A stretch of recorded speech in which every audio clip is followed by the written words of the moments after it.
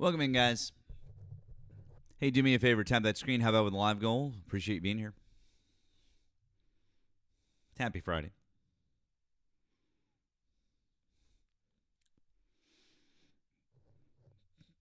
That's the correct answer, Crystal.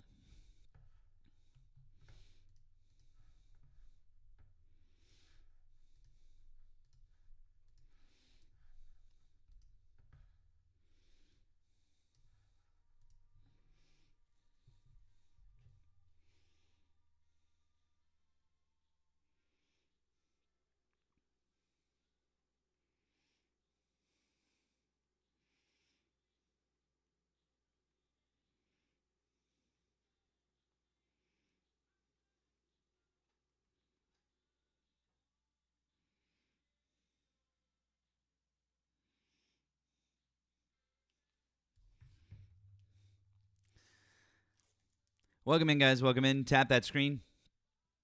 How about with a live goal? Erika and I are going to get started shortly.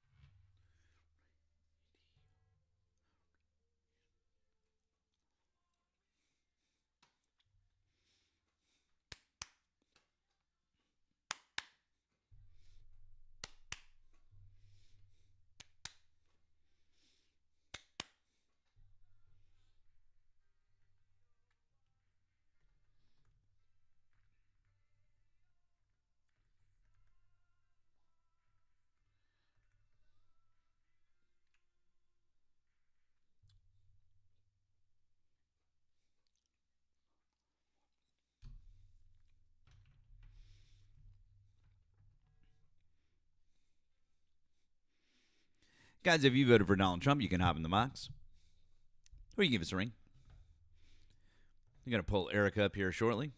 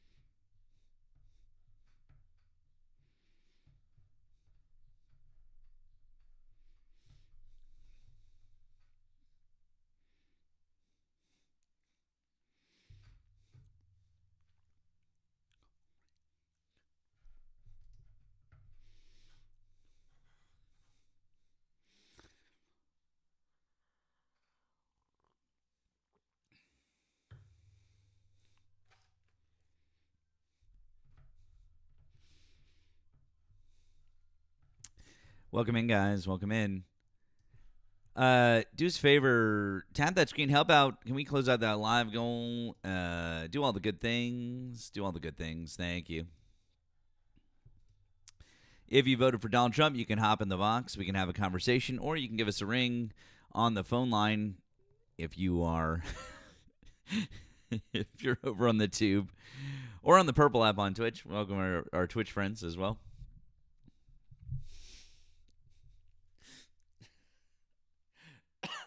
Stop laughing. Stop laughing. It's pretty funny at this point. I don't know.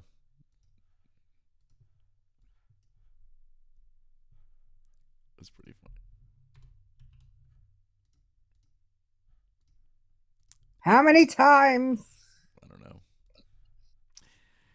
know. Welcome in, everybody. Welcome in. Happy Friday. We are just getting started. Glad you guys are here. If you voted for Donald Trump, you can hop in the box and we can have a conversation. Or you can give a ring. That phone number is right here. It's above my head. It's also pinned in the chat over on the tube. Any or all of you are welcome to come on in. So Probably not all at the same time. no, absolutely Probably not all of you. Dunk, why don't you come up and tell us about what radical left Marxism is? We'd love to hear about it. I would be very interested, actually. Please do.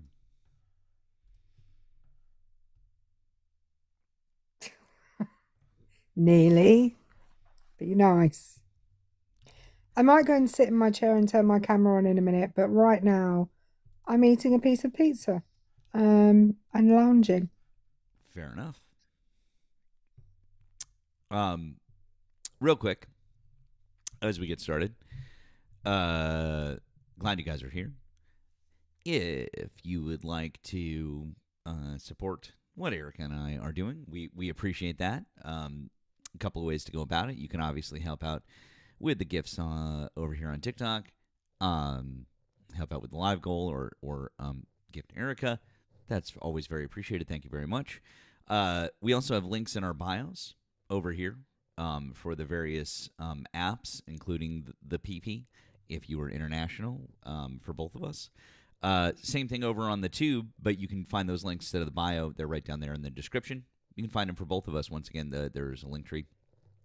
One thing that I have partnered up with Erika for, which is loads of fun, is on her merch shop, which is the first link in my link tree right now. It's the top one. You can get a Mad Matt shirt. That's right. I know that it's something that you've always wanted, and now they're here. They're available. Hey. Thank you, Laura. So if you are interested, you can get a shirt, a tank top, or a mug. And a number of our friends have already done that, and that's because we've got a guy out there who decided to start calling me Mad Matt. And so we were like, hey, that's fun. And our buddy Wesley over on the tube chat was like, hey, you should make a shirt that's Mad Matt Beyond Thunderdome. And Erika was like, hold my beer, hold my beer, my cask strength and temperature beer from the pub. So here it is. You can go right on the site and pick it up. It's a lot of fun. But here's the deal. The best part about all of this is not a silly T-shirt or a tank top or a mug. It's the fact that we are donating half of the proceeds to the Victory Fund. The Victory Fund supports LGBTQ plus candidates for office. They're a great organization. I encourage you to go and look them up at victoryfund.org. You certainly don't have to get a shirt or anything. If you just want to go donate to them directly, please be my guest. That would make me super happy. But what we're going to do is, if you want to get a shirt, half the proceeds are going to go to it. Same thing with the tank top and the mug. And at the end of the month, we'll do a tally, and that full amount will be donated in the name of Charlie Kirk, because that's what he would have wanted. We are Charlie Kirk. We carry the flame. I don't know the rest of the words because I don't care. I don't really care either, but it's Don't fucking. care. It's really funny. But just goes to show we care. We care. We care. We care. We care. Michelle says you missed the webpage address. That's okay. If you just click on my bio it's the first link in my link tree, but also it's actually really simple. It's just this Erika.buzz, Erika spelled with a K, just like it is right up there on the screen. So, Yeah. But first link in my link tree. Basically my username .buzz. I tried to make things simple. Mark, I mean, in fairness, maybe we might have pushed the envelope a little bit with that one, but fair. I'd push the envelope a little. Somebody in the comments asked, "Are we able to do shot glasses?" The answer is yes. However, I would say that the postage would probably make that an untenable individual purchase. They do the postage by the weight of the item. That's how they figure out the postage. Yeah. So. Yeah. Yeah. Yeah. I don't know. Maybe he'll do that thing he did a while. That guy he'll do a while back, and he'll be like, Matt should come and debate me. He should come and debate. He should come to my live. What does he have? Like he'll have like 20 people over there or something like that. It's so funny. Oh. I believe it's a 15-ounce mug. Someone was asking how big the mug is. It's a bigger one. It looks nice. They have an even bigger one than that, but I couldn't be bothered to resize the picture, so. Oh, we got a call. Hi, thanks for calling the stream. Did you vote for Donald Trump? Yes. Okay. How old are you? What state did you vote in? 22 and Idaho. Okay. As of June 2026, why do you still support Donald Trump? Yeah, Trump generally leans towards supporting more Christian values, even though I wouldn't necessarily consider him a Christian. I do think he has the values that are better for the country because they lead us closer to Christianity. Cool. That's fun. So, do you know Matthew 25, 6 to 20, 41? Do you know that verse? Just off the top of your head? Not off the top of my head, no. What was it? Can you say that again? Matthew 25, 31 to 46. It's the parable of the sheep and the goats. Okay. Just out of curiosity, when you talk about Erika, it's other Erika. Hey, Erika. When you talk about Christian values, would you say that Jesus himself saying what gets you into heaven and what would be good? Would you say that those would be Christian values? Just out of curiosity. Christian values would be what Jesus says is good. Is that what your question is? Yeah, like if Jesus Christ himself said, "These are the things that I want you to do," would you say that those would be considered Christian values, or would you ignore the words of Jesus Christ? Yeah, no, the moral commandments certainly would be. Cool. So the parable of the sheep and the goats, I can read this real quick. It's not that long. This is Matthew. So this is the New Testament. These are the words of Jesus Christ himself, but in parable form. When the Son of Man comes in his glory and all the angels with him, he will sit on his glorious throne, and the nations will be gathered before him. He'll separate the people one from another as a shepherd separates the sheep from the goats. He'll put the sheep on his right and the goats on his left. King will say to those on his right, "Come, you are blessed by my Father. Take your inheritance, the kingdom prepared for you since the creation of the world. For I was hungry, and you gave me something to eat. I was thirsty, you gave me something to drink. I was a stranger, and you invited me in. I needed clothes, and you clothed me. I was sick, and you looked after me. I was in prison, and you came to visit me." Then the righteous will answer him, "Lord, when did we see you hungry and feed you, or thirsty and give you something to drink? When did we see you a stranger and invite you in, or needing clothes and clothe you? When did we see you sick or in prison and go to visit you?" The king will reply, "Truly I tell you, whatever you did for one of the least of these brothers and sisters of mine, you did for me." Then he will say to those on his left, "Depart from me, you are cursed, into the eternal fire prepared for the devil and his angels. For I was hungry, and you gave me nothing to eat. I was thirsty, you gave me nothing to drink. I was a stranger, you did not invite me in. I needed clothes, and you did not clothe me. I was sick and in prison, you did not look after me. They will answer, Lord, when did we see you hungry or thirsty or a stranger or needing clothes or sick or in prison? It did not help you. He will reply, truly, I'll tell you, whatever you did not do for one of the least of these, you did not do for me. Then they will go away to eternal punishment, but the righteous to eternal life. So, caller, my question for you, after hearing that, which of the two parties at the current moment is focused on feeding the hungry, helping the poor, taking care of the stranger in the strange land, taking care of those people who need health care? And any of those things ring a bell? Would you say that there's one party that cares about that more than the other, or is there one party that's actively working to take away all of those things from people?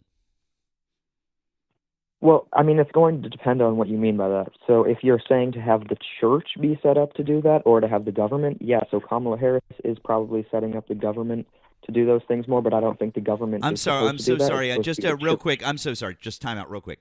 In that Bible verse that I read you, at which point did Jesus Christ say, only people who are in the church should do this?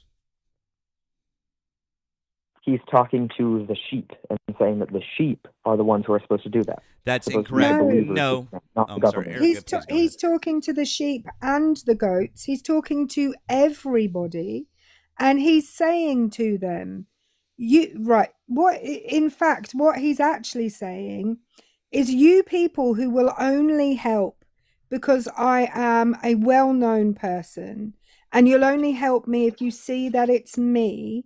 You are the goats. You are the people that are going to go to hell.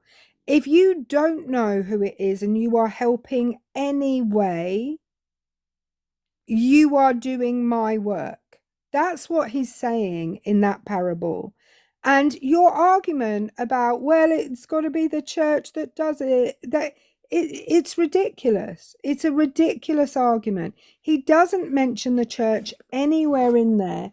He mentions Christian values, and he's talking about how to get to heaven. In fact, we can point to multiple places in the Bible. He says, and this is, I don't know whether it's in Matthew or Mark, I can't remember, but he also says, during the parable of the Good Samaritan, he is asked, how do you get to the kingdom of heaven?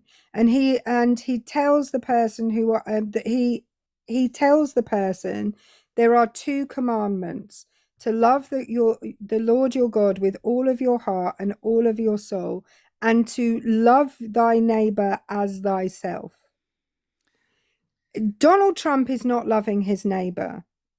He doesn't even love the people that are immediately around him. In fact, I'd question whether he loves his own children. He does not represent Christian values in any way. The parable of the Good Samaritan is in Luke. And real quick, caller, just so that we can maybe address you a little bit more. Is it okay? What's your first name? Because I'm Matt and that's Erika. What's your name? That would be John.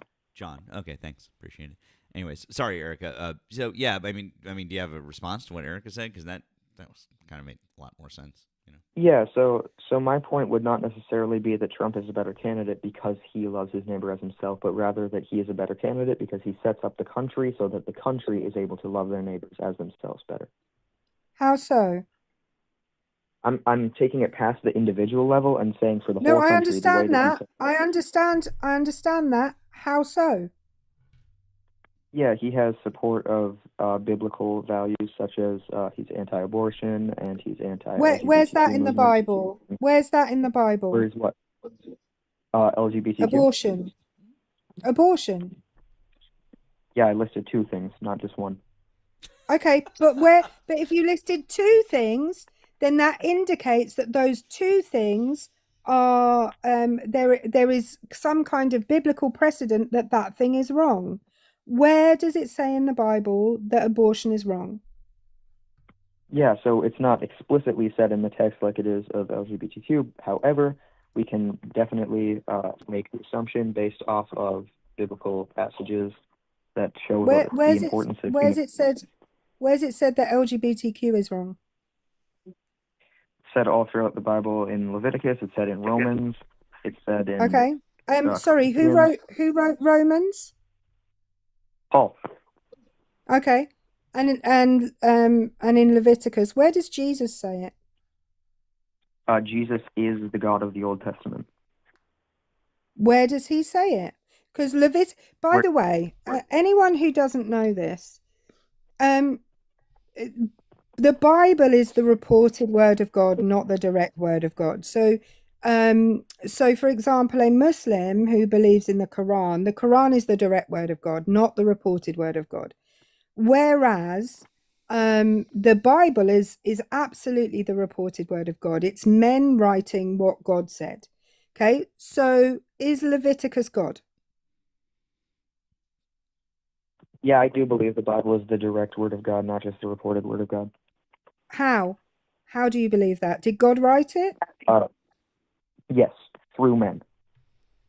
Oh, so it is the reported word of God. No, he used men supernaturally to write it. So it's the reported word of God. No, he overcomes them and controls them. Where does it say that in the Bible? There are plenty of examples. 2 Timothy 3:16. Where does it say? Where does it? Your name's John, apparently. Where does it say in the Gospel of John that God took over John in order to write that gospel? Why are you limiting what scriptures I'm allowed to use to specifically one gospel? No. I'm asking you, where in John or Luke or Mark or Matthew does it say that any of those people were taken over? Because, by the way, you were talking about Romans. Romans was written by Paul. We have no proof that Paul even met Jesus. We have no proof of that. Yeah, they lived very, very, very far apart from each other. They definitely didn't even. I mean, there's a live. story about on the road to Damascus, but you know. Yeah, so you asked where it says that the Spirit will overcome them?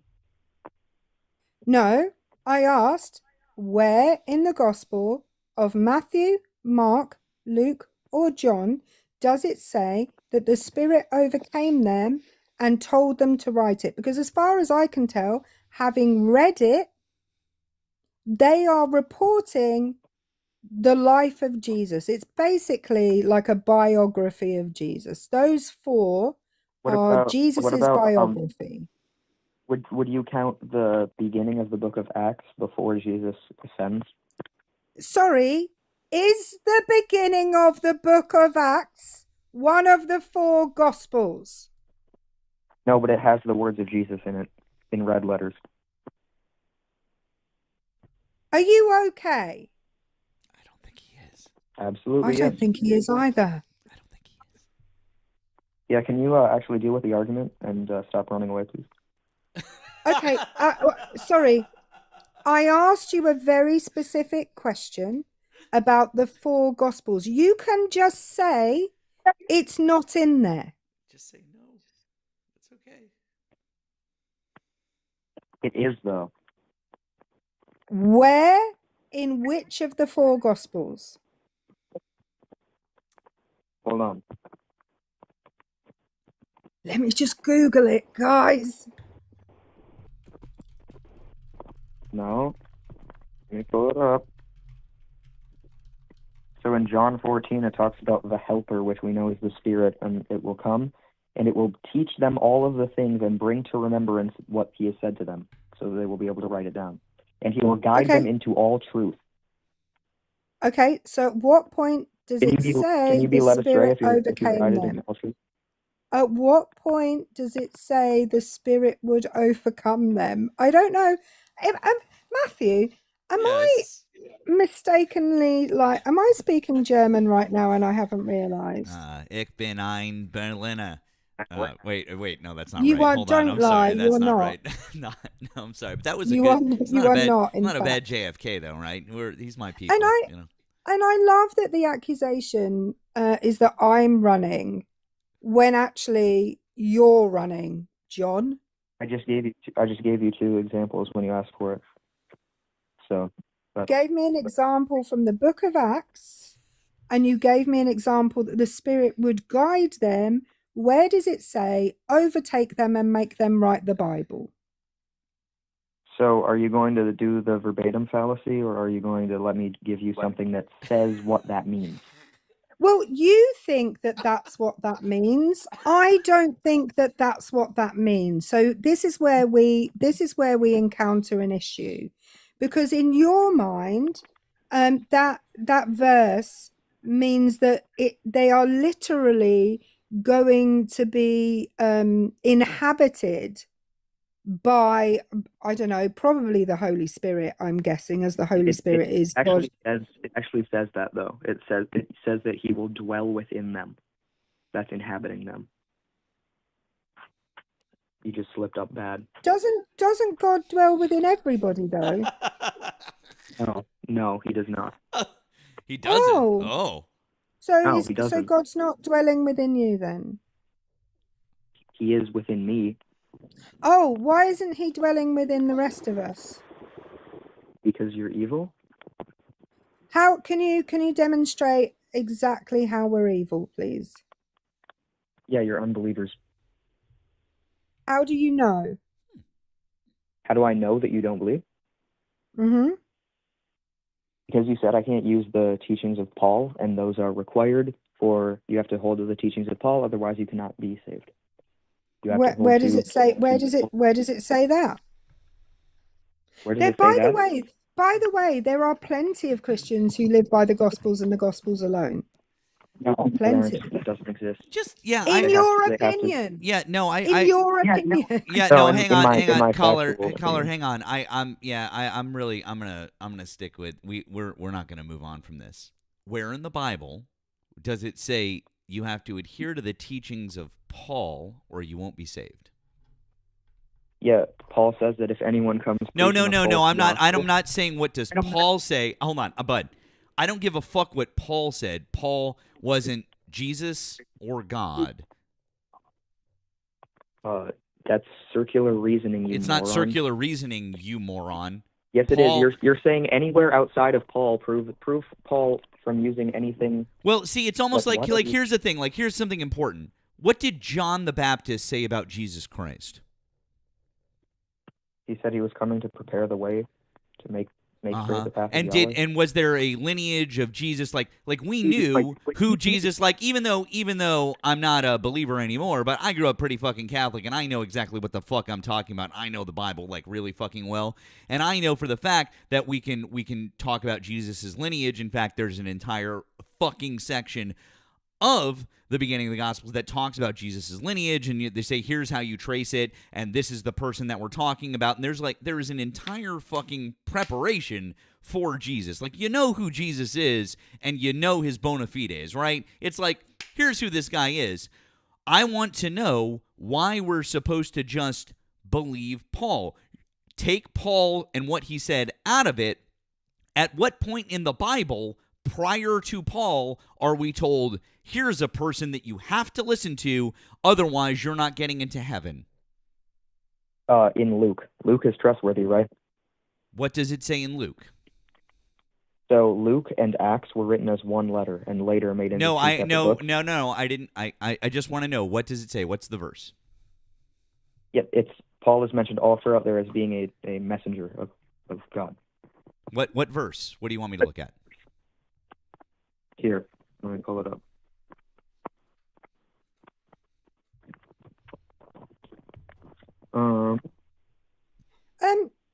Do you just? Oh, I don't want to.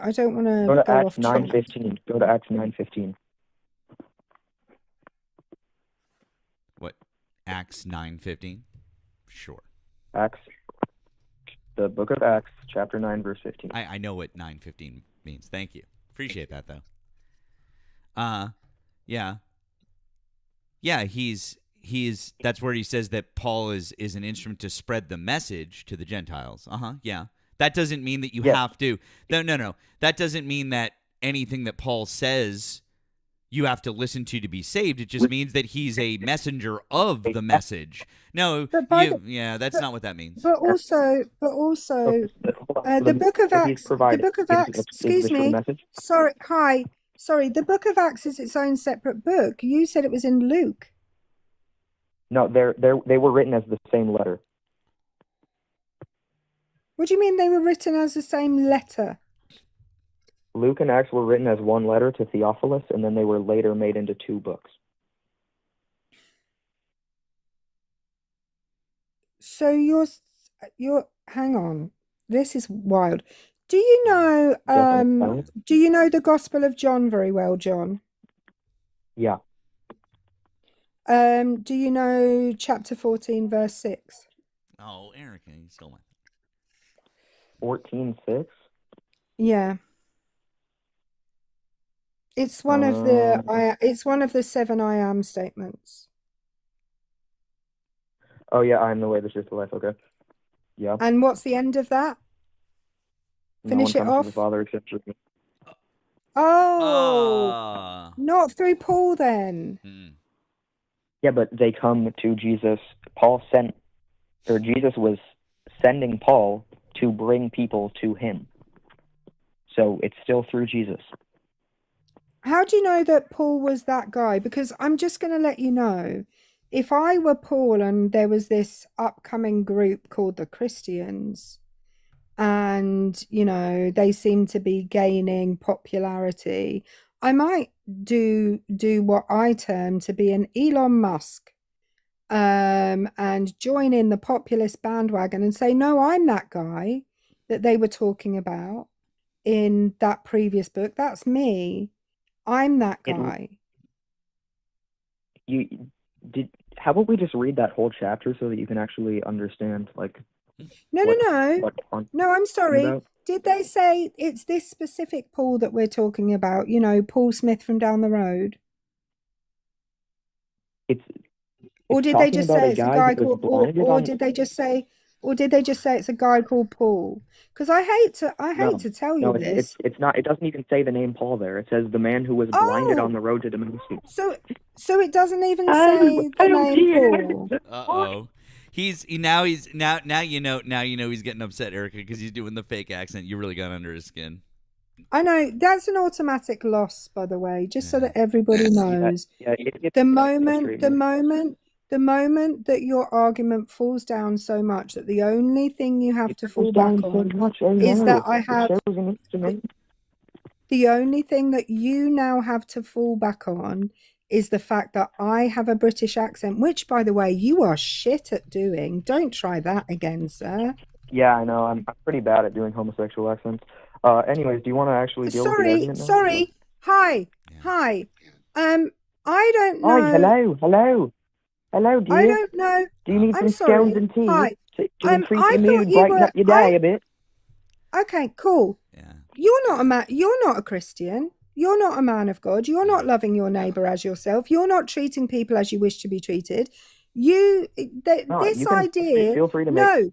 No, I have a weird accent too. No, and stop talking. I am done with people pretending that they care about other people, and then the moment that they have a D hat put on their head and they're stuck in the corner, they start to crash out and treat people like shit, and that's what you're doing. Yeah. And caller, I'd like you to do me a favor. Can you read Acts 1:1, please? Sure, let's go there. Yeah, thanks. Since, Acts and Luke were written at the same time. Just want to... Yeah, Acts 1:1, the first account, O Theophilus, I composed about all that Jesus began to do and teach. No, well, hold on. Which version are you reading? Yeah, that's the Legacy Standard Bible. The Legacy Standard Bible. Oh, really? How about the NIV? NIV is... All right, how about the King James? Fine. Okay. Read it. What about it? The former account I made, O Theophilus. In the former account that I made. Oh, that doesn't mean they're separate letters. Mean it was in my former account that I made. Really? Oh, that means that they weren't written at the same time, and all biblical scholars agree. I don't care what stupid biblical. No one fucking cares. Get the fuck out of here. Also, W's to our friend Joshua, who sent the 100 on the PP to split with our friend. Jeez Louise. To split with our friend Erika, by the way. Thank you, Joshua. It says, thanks for holding this collar's foot to the fire. He knows nothing about the faith he claims to know about. Tell him Charlie Cuck is smiling up at him right now. Keep cooking. Thank you, Joshua. That was so incredibly kind. You're absolutely fucking wonderful. Thank you, friend. And I'm going to take care of that right now because I never want to forget. So, because sometimes it does. Not intentionally. No. Well, nobody ever forgets well, maybe they do. Donald Trump seems to forget intentionally quite a lot. Yeah. But we're not doing that. So anyways, what the fuck? By the way, Grant in the comments apparently can't identify an accent and thinks I am from Australia. Aye, mate. Good day. Chuck another shrimp on the barbie. I can't even do it. I think I might do a better Australian than you. You probably do. I can't do an Australian. Oh, this would have made you laugh, Matt. Yeah. I had two girls. I don't sound Australian, Jim. Anyway, I had two girls. No, Jim says you sound Austrian. Oh, Austrian. Oh, yeah, mine here. I had two girls in one of my classes today pretending to be from Texas.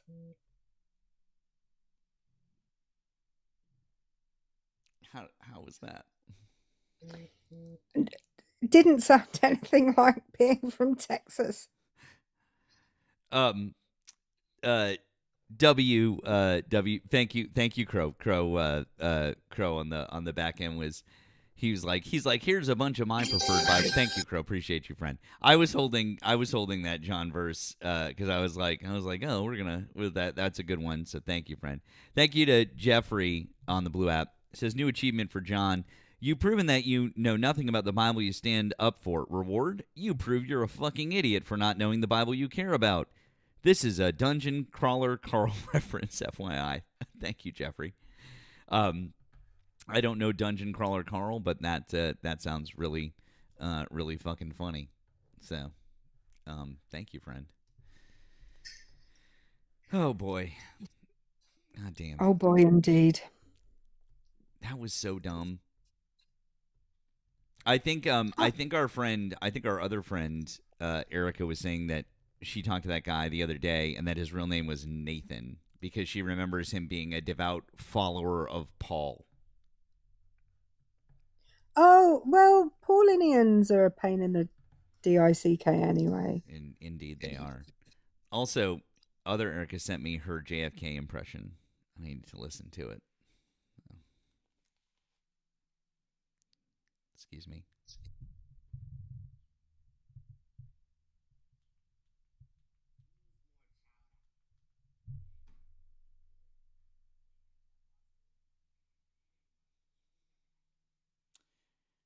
Yeah. I don't. Okay, Eric. Yeah. Grant, what do you mean? Am I ashamed where I come from? I don't come from Australia. I have never come from Australia. I've been to Australia. Do we get to hear it, Matt? Or no, because I respect my friend's confidences, and that was So unless Erika wants to come up and do it, that's fine, and I would that's fine. Erika said in the comments that she's not ashamed.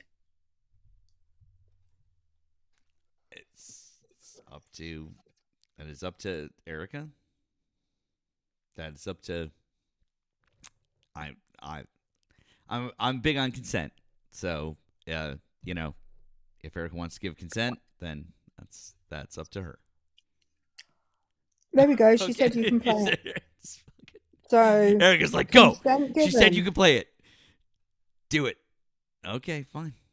But real quick before we do, thank you to Godzilla for the 10 on the tube. It says, this day in Pride Month, I'd like to give a shout out to the queer person of history, King James.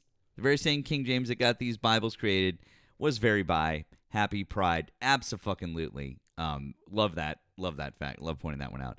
Mr. Melvin, thank you, friend. It says, hello, Matt, Erika, my love. Keep cooking these real Americans, in quotes. Thank you, friend. We always appreciate Mr. Melvin. He's awesome. And thank you to Deb. It says, whatever is hateful and distasteful to you, do not to your fellow man. This is the entire Torah. The rest is commentary. Hillel the elder. Yeah, I mean, that's another good one. But, of course, they'll probably ignore that part as well. They like to they just ignore everything that they don't like. Okay. Our friend Erika gave her permission. Here we go.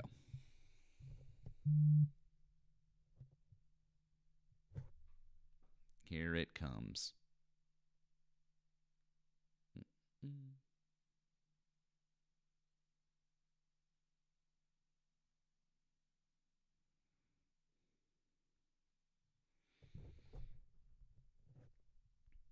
That's my Kennedy impression. Needs more chowder. Wicked good. Wait, is that Boston? Never mind. This never happened. Chowder? It needs more chowder. Got some lobster? Want some lobster with your mayonnaise? Wait, you're a South? Never mind. I give up. Now, I want to be fair. I want to be fair to Erika. I want to be fair.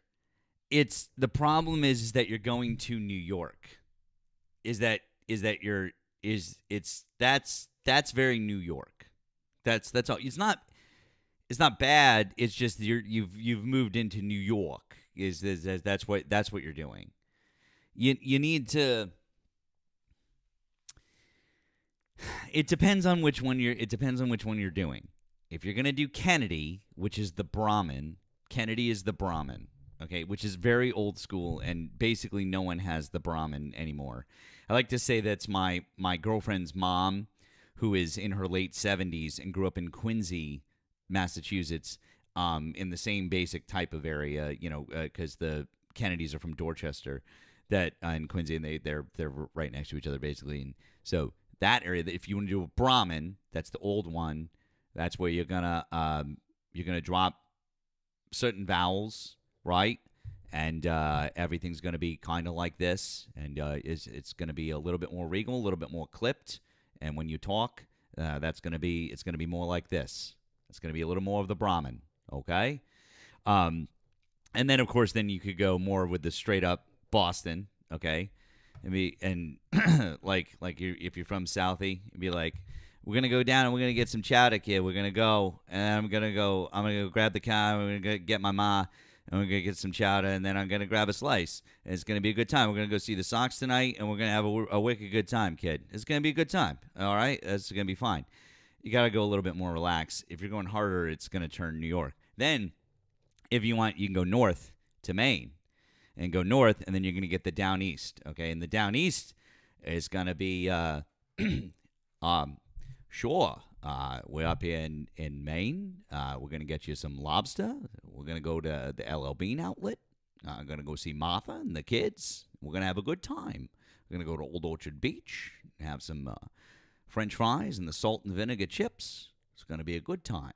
So anyways, you got a variety. Thank you for coming to my TED Talk on New England accents. Those are just a few, by the way. There's many more, but I won't bore you to tears.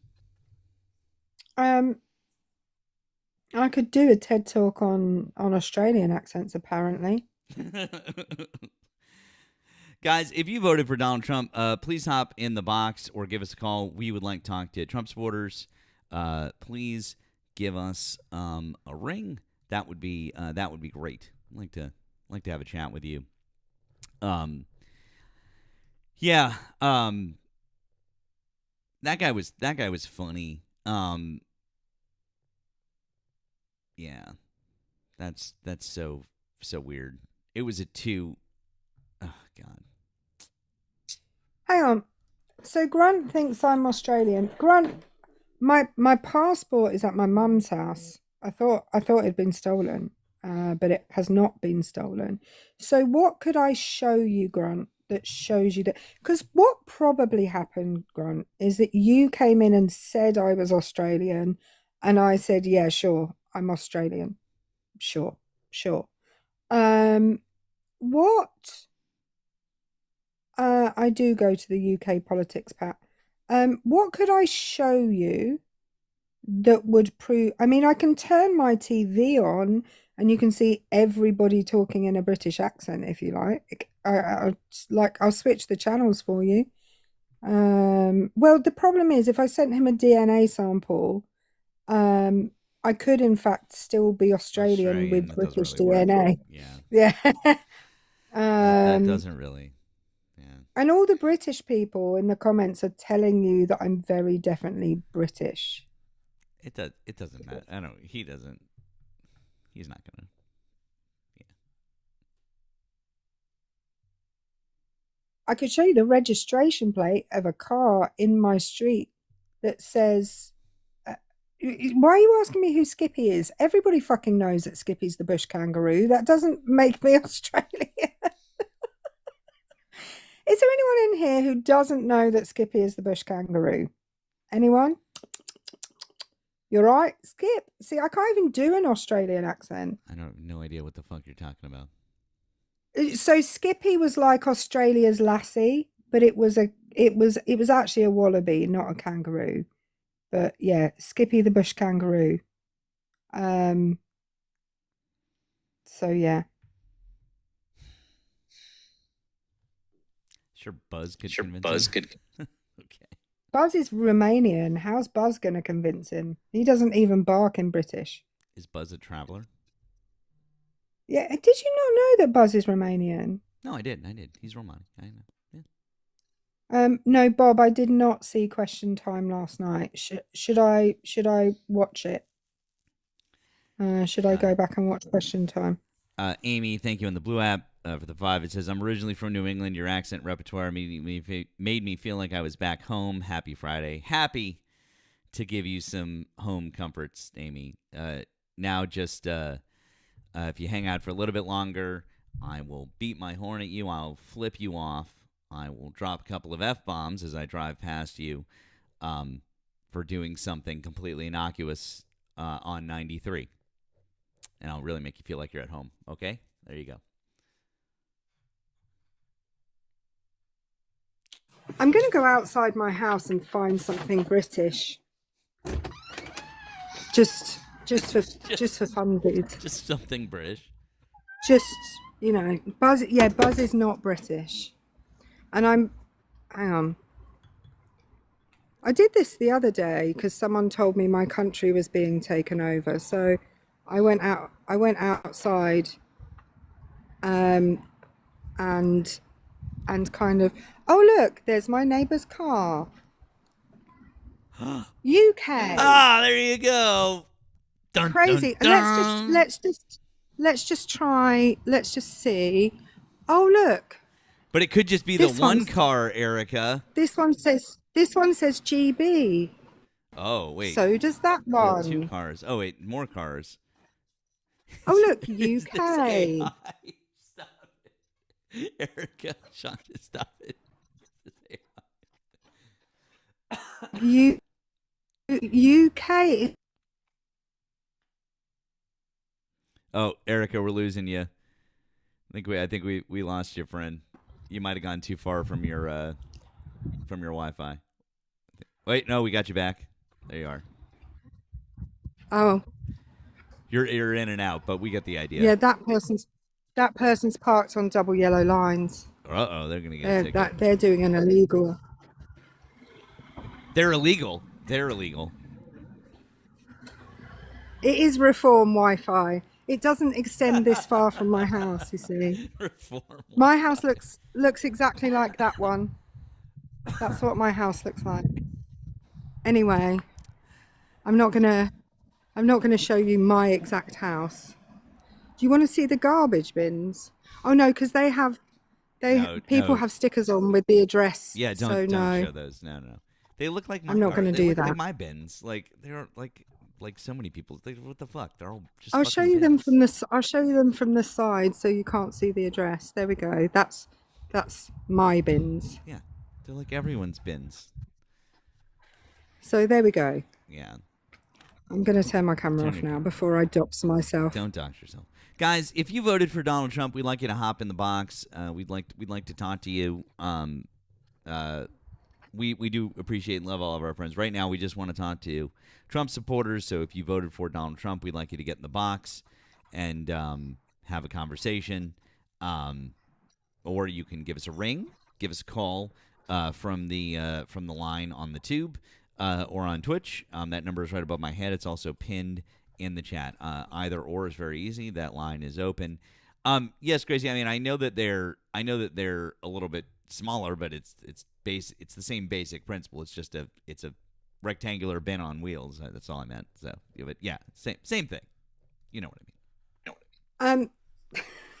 Katie, the constant troll in the comments, just said, "Is that fake grass?" Not at my house, no. But my neighbour does have fake grass. Yes. Oh. Yeah, too. Did you vote for Donald Trump? Yeah, I vote Republican across the line just to protect myself from the left. Okay. How old are you and what state did you vote in? Miami-Dade County, Florida, 41. Okay. Why do you still support not Donald only that. Trump Go ahead, as sorry. a... Go ahead. Thanks. Why do you still support Donald Trump as of June 1030, 1031 exchange? I'm sorry, you didn't even let me finish my question. Oh, I thought the question was over. What was the question? Why did I vote for Donald Trump? Nope, that's not what I said. In fact, if you would listen to the Didn't you first say part of that? nope. In fact, if you listen to the first... Can we record back and see what you said? If you would shut the fuck up for 2 seconds, and not continue to try to talk over me, this would go a lot easier. Please have some fucking self-restraint. We're the same age. Just chill the fuck out. Yeah, you look like shit, honestly, but hey. Cool, man. I just have no desire to have a conversation with you. Anyways, like, yeah, fuck off.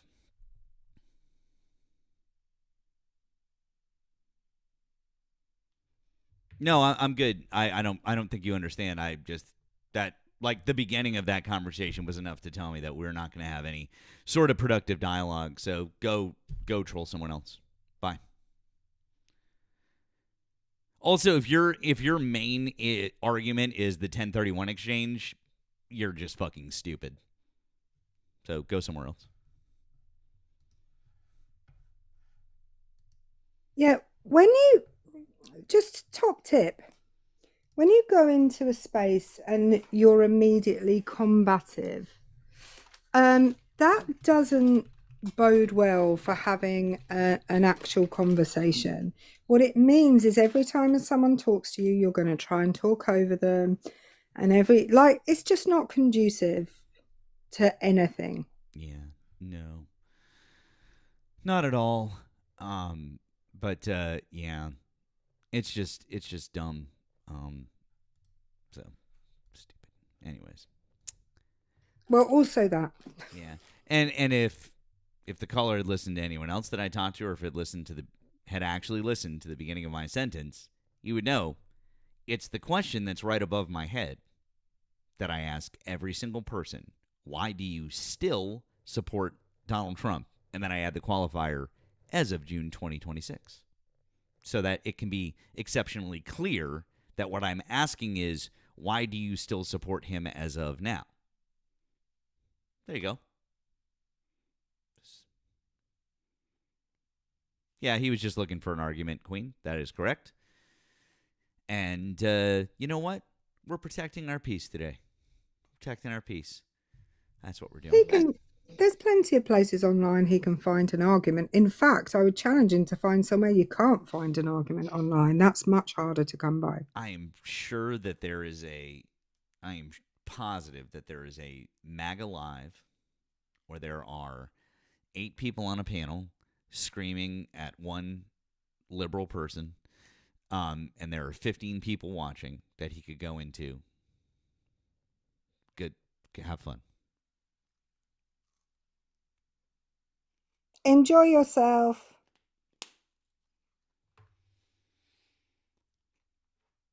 Why am I? Sorry. I'm just like, what the fuck is wrong? I'm in the mood today. I'm supposed to be mad and like yell at him and what's wrong with me, right? Well, you are Mad Matt. I know. That's what I'm saying. I'm not living up to my reputation. I'm not living up to the madness with which I have been attributed. I know. Sorry, I'm just trying to find all the things to plug in so that I can have my camera on. You keep doing. You keep plugging. You keep plugging away.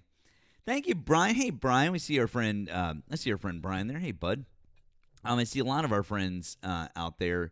Thank you guys for being here. And I see Tammy is there, and Taffy is there, and obviously we saw our friend other Erika is here. Well, so many of our friends are here hanging out. I saw Crow is here. I saw Gentle Fist is here. I'm not gonna lie, you guys. I'm always very thrilled to see so many of our friends here. Oh, Crystal, I've called you out. I thanked you for sending stuff. I said thank you. Oh, gee, okay, fine. Our friend Crystal is here still. She's still here. Love you, friend. Follow Crystal's new account because her other one got nannered, and you need to follow our friend's account. We love you, friend. I'm sorry. Okay, I shouldn't have gone specific. I'm sorry. I knew I was going to leave somebody out. My deepest apologies. Love you all. And look, Danielle is there, and lots of people are here. All I was going to say is that we love you guys. Thank you for hanging out with us. It's always very nice when our friends come in and hang out with us. And we like to go and hang out with all of you guys, too. So that's all I was going to say. It's just nice to see you here. That's all. Sorry. I knew I was going to fuck up. I'm just glad I live in a part of the UK with part of Australia with so many British cars. Isn't that lucky? I mean, that was amazing because that would have been a problem. I think this is a friendly. I think this is friendly. I'll double check. Sassy, you're not a Trump supporter, are you? Yes.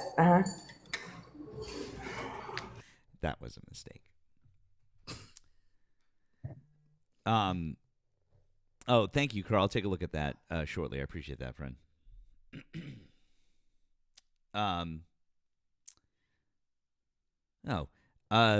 Boy. This was this is our friend Josh. So this is Mash. This is our friend Mash. Thank you, Mash. With the 15 on the PP. Says, good call with that last guest. Even Mad Matt is allowed to protect his peace from energy vampires. That dude sounds like he smells like piss. Thank you. I'm not gonna disagree. Not gonna disagree with you. You're not wrong. Thank you from Gentle Fist on the Blue app, the 5. It says, we love you too, Matt. Erika is fine and stuff. Just kidding, Erika. Love you so much. Gentle Fist. Oh. Well, not so gentle, it turns out.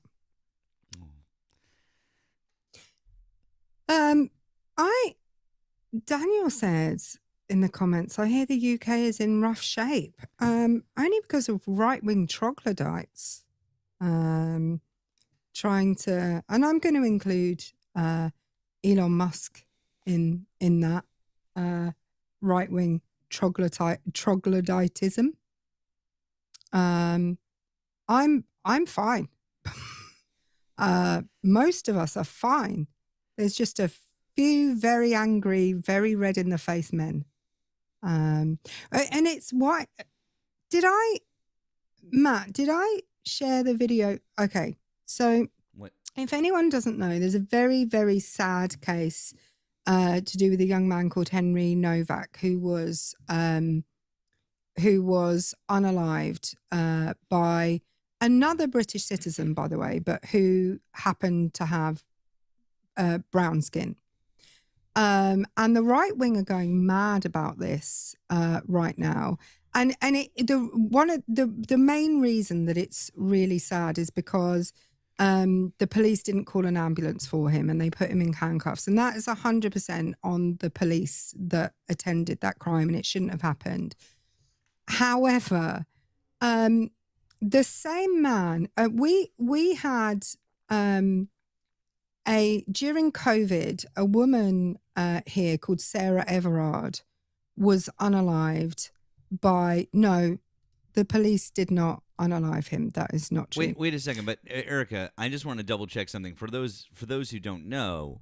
I just want to double check. So what happened was, after this incident, a bunch of people on the right got together and they said, "Hey, we need some more reforms for police, and because we want to make sure that they're handling situations in the correct way, and that would help avoid these situations," right? Oh no, they didn't. No, they didn't do that. Oh. No. Oh, okay. My bad. But so Nigel Farage, who is the leader of the Reform Party, went on TV and said that said, against the wishes of the young man's parents, by the way, that we should feel cold rage about this. And we should be, doing this and that and the other. Ironically, when Sarah Everard unalived at the hands of a policeman, by the way, he took her into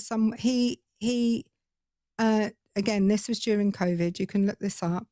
At the hands of a policeman, he abducted her, saying that he was arresting her for breaking COVID rules, took her into some woods, raped her and unalived her. And Nigel Farage said we should not blame police for this incident, and we should keep our heads and we should not get angry about it, because politically it does him no good to say that that we should be angry about a woman being unalived by a police officer using his power, his warrant card, to be able to pretend to arrest her without her making a fuss when he abducts her to take her away to rape her and unalive her. We shouldn't make a fuss about that, but we should make a fuss about this. This is the same police. The same police. We shouldn't make a fuss about Sarah Everard, but we should, against the wishes of the parent of this young man, we should politicize his unaliving. I think when something like this happens, Nigel Farage is sitting at home wringing his hands saying, "Oh, good, another one." That's what I think he's doing.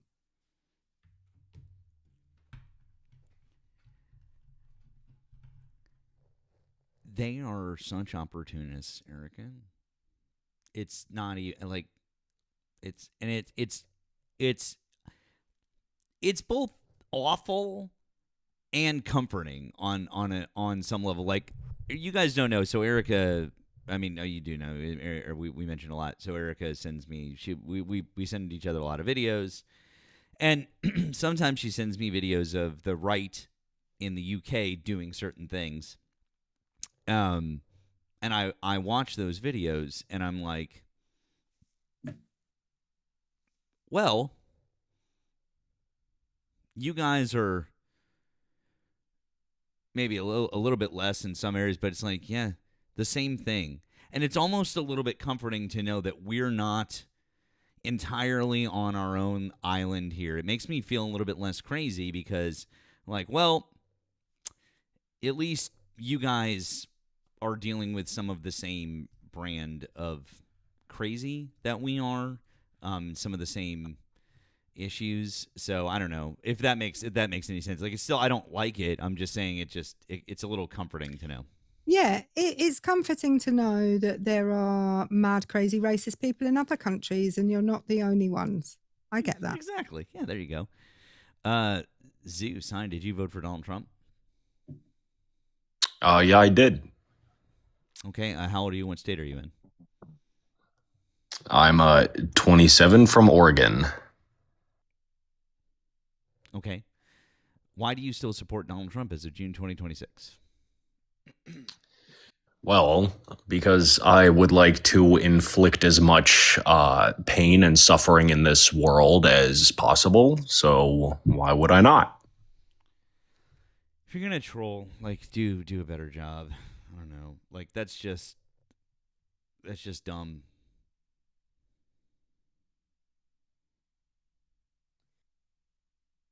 Matt, while we're waiting, Yeah.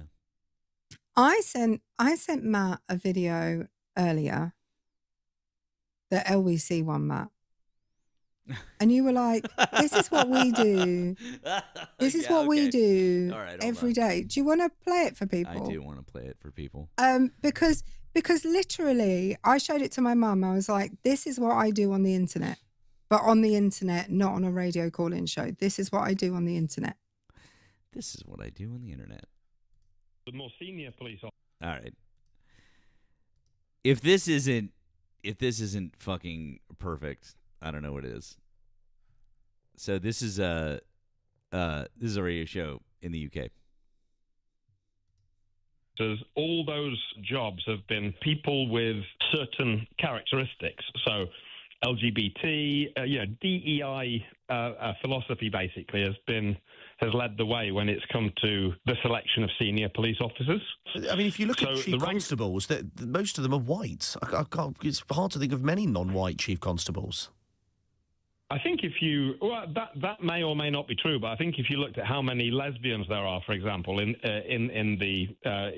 would be massively disproportionate I would just say go look at the UK chief constables and tell me how many of them are white lesbians, and then tell me what the proportion is amongst the UK population. There are because no what it comes back lesbian down to, chief constables currently serving in the UK. Well, that is just simply not true. Look at the chief constable of Derbyshire. Simon Blatley. I mean, I don't think he's a lesbian woman. He doesn't sound like one to me. No. He may be new. Who was there? In the States, my information one slightly out of lesbian date. chief constable doesn't point to a massive DEI agenda.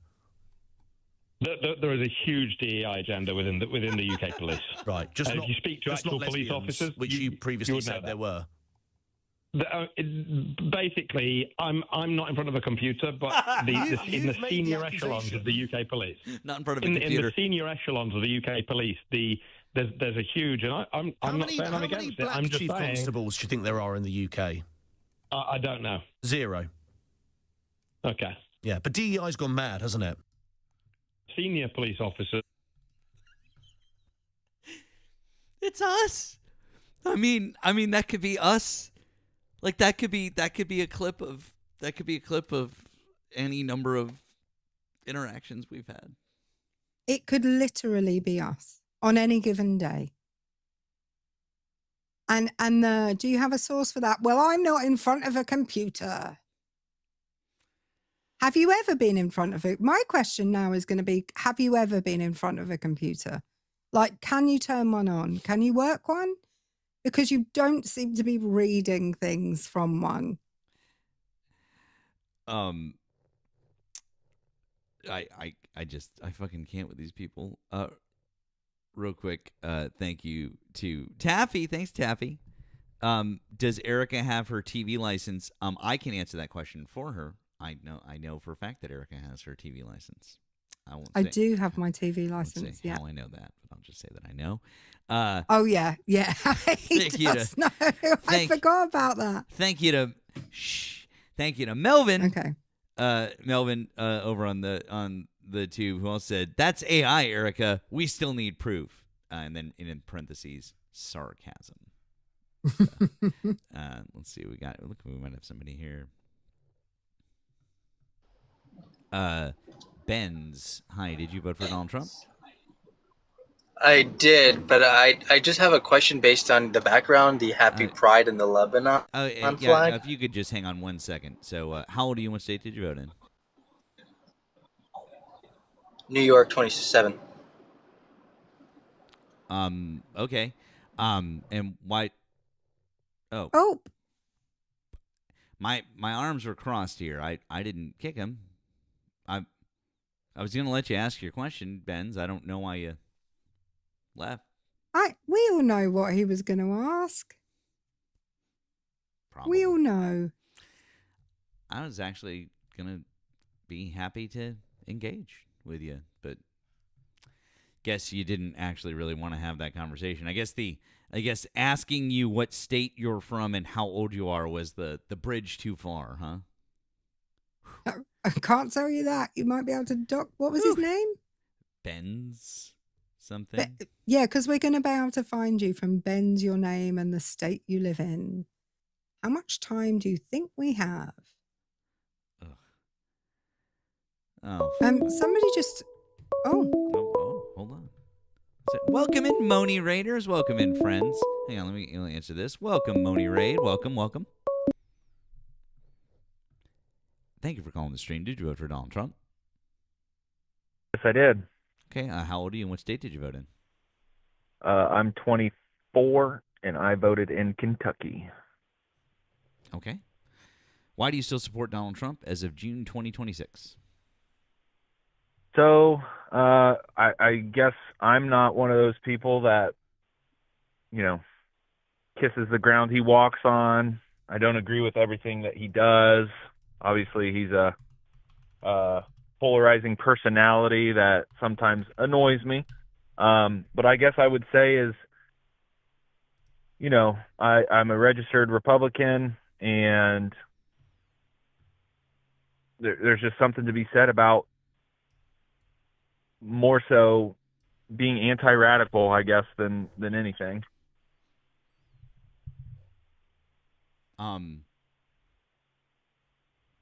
I'm very confused by that answer. I asked why do you support what Donald Trump is doing right now, and that answer doesn't make any sense. So how about let me I'll make it simpler. What is Donald Trump doing right now that you do support? How about let's start there. I mean, prices are coming down here Prices aren't coming down anywhere, and inflation just spiked up.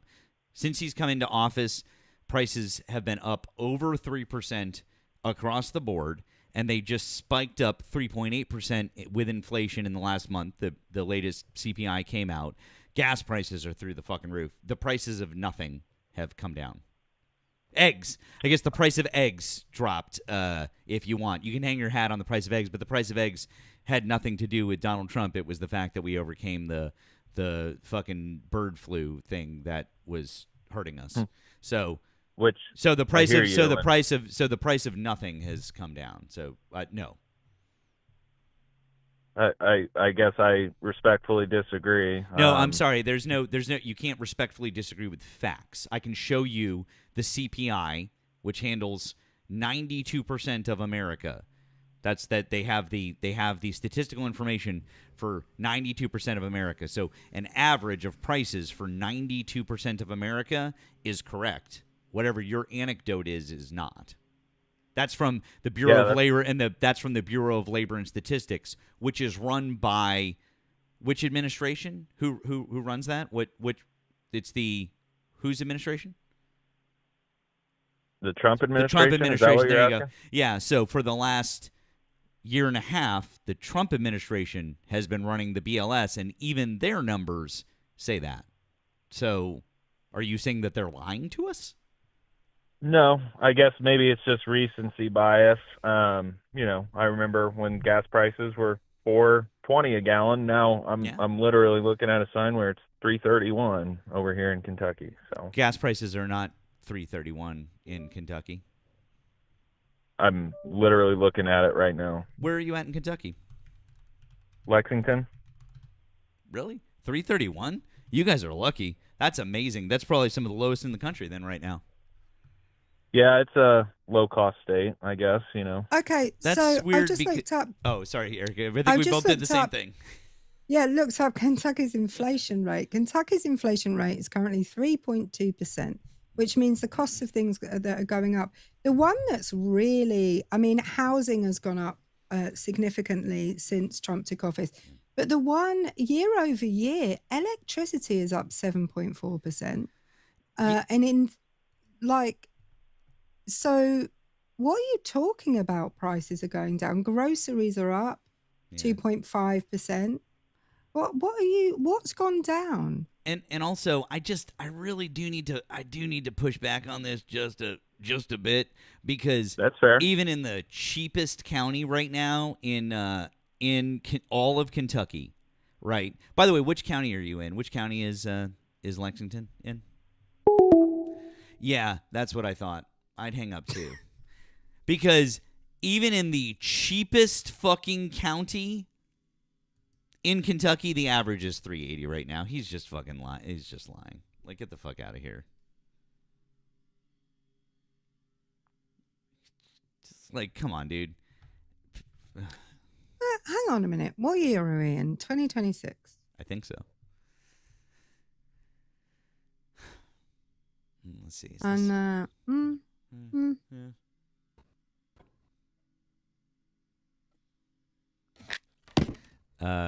Brandon, hi. Did you? Hello, can you hear me? Brandon, can you hear me? It says my internet's bad. I can hear you a little bit. Are you there? You've got a real echo going on there. It says my internet's. Oh, sorry about that, man. I'll join later.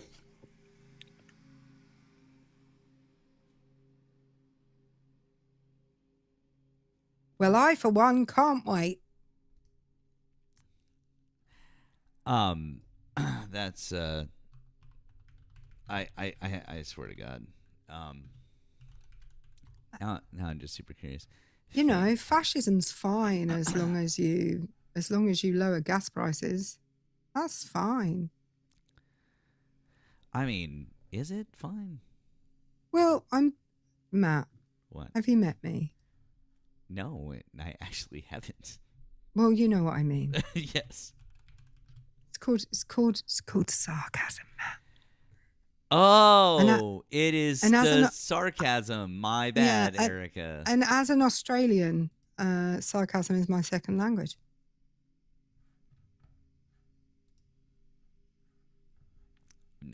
No comment. No comment. By the way, just real quick, because I'm just so interested in this. And this made me laugh. Let's see here. Where is it? Oh, there's Fayette. Yeah, the average price in Fayette County right now is $3.77 for gas. I'm sure he found it for 36 cents cheaper. Well, I mean, that's possible if he goes to somewhere where they have a discount if you're like a member, or yeah. Oh, yeah. But that's not the real cost of fuel, right? Yeah, that's not the real cost of fuel, exactly. So, this person again.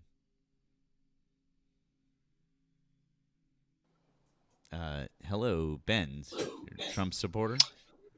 Yeah, no, I was on before. My service wasn't good, so I didn't want to, keep lagging. That's okay. Could you remind us your age and state, please? Yeah, so I see I'm trying to correlate together the happy. I'm so sorry. I was trying to ask you a question. I would appreciate it if you'd have a little decorum. Could you remind us of your age and state, please, and then we could talk.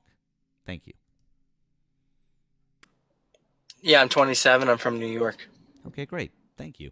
Appreciate that. What was your question? I'm so sorry because I'm trying to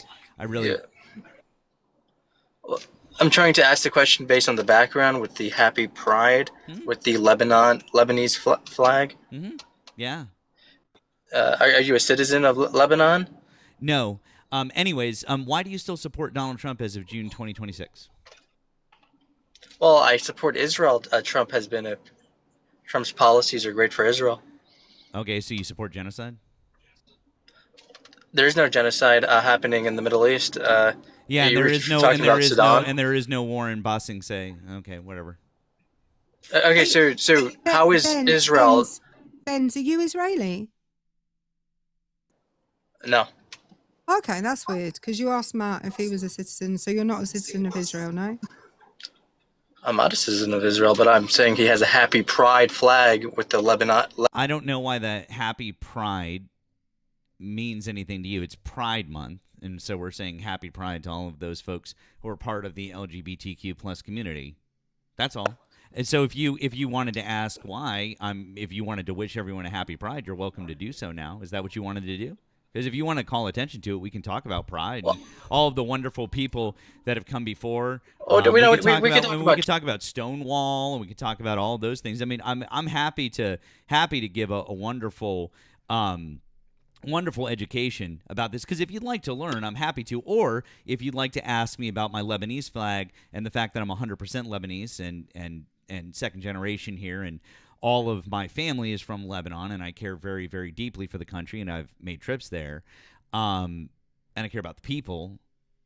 But there's no gay clubs. I'm so sorry. Were you just about to say that there are no gay clubs in Lebanon? Because I really want you to just please say that so I can clip it. Say it.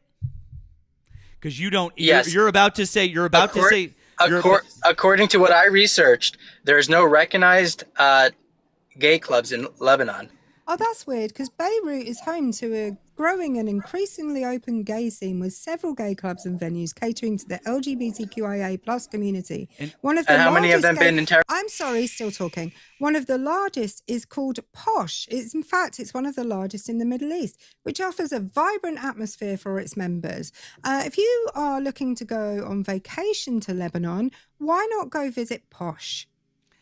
Also, I hate to break this to you because I really love this question.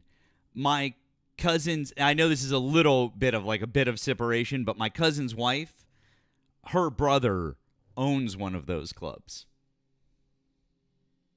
I've been there. Do you know Beirut has a Pride? Yeah, Beirut has Pride. Absolutely. Did you know that, Ben? Weird. Yeah, because here's the thing. I'm gonna help you out. Is Lebanon? Shut the fuck up. I'm gonna help you out, and you're just gonna answer this question yes or no. Is Lebanon a theocracy? Yes or no?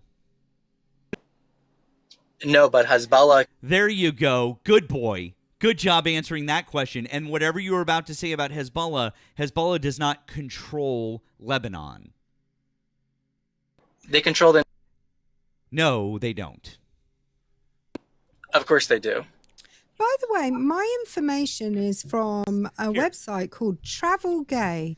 I don't think they would be telling gay people to go to Lebanon or talking about clubs if it was not safe for them. Now, Benz, I have a friend of mine who could shed a little bit more light on this too. Tosco, hi, hey friend, how are you? I'm great. How are you, Matt? Good. Would you mind telling our buddy Benz here, where do you live? I live in Lebanon, specifically in Beirut, Lebanon, where there is a thriving and absolutely fabulous gay scene.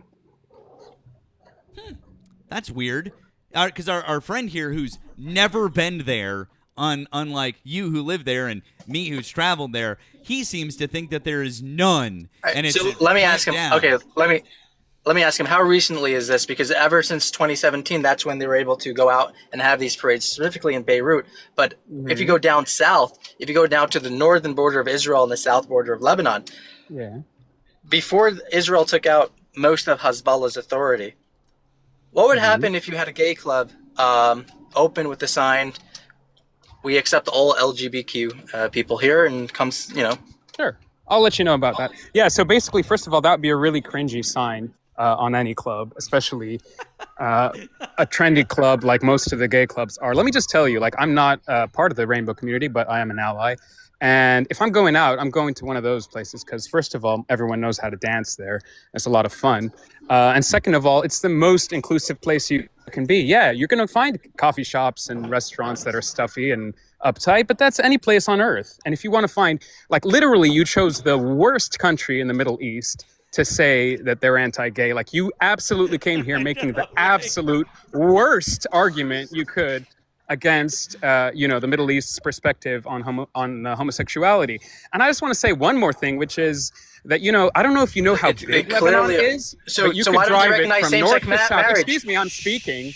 You could drive it from No, north why to don't they south. recognize same-sex Excuse marriage? me, I'm speaking. I hadn't finished. You could drive it from north to south in an hour. I don't know if you know that about Lebanon, but yeah. So, like, if you're in the No, south, you can't. The traffic is so excuse bad. me, sir. The traffic Would is. you let me just land my plane, and then you can blather on whatever you want to. Shut up. If I was in the south in Hezbollah areas and I happened to be homosexual, you know what I would do? I'd get on my motorcycle or into my car and I'd ride 30 minutes to the nearest gay bar in Beirut. So that would be my lifestyle if I happened to live there. So tell me again, what's wrong with Lebanon and the gay community? And here's the actual kicker. Who cares? Are you saying that we should be genocided for whatever you think is going on?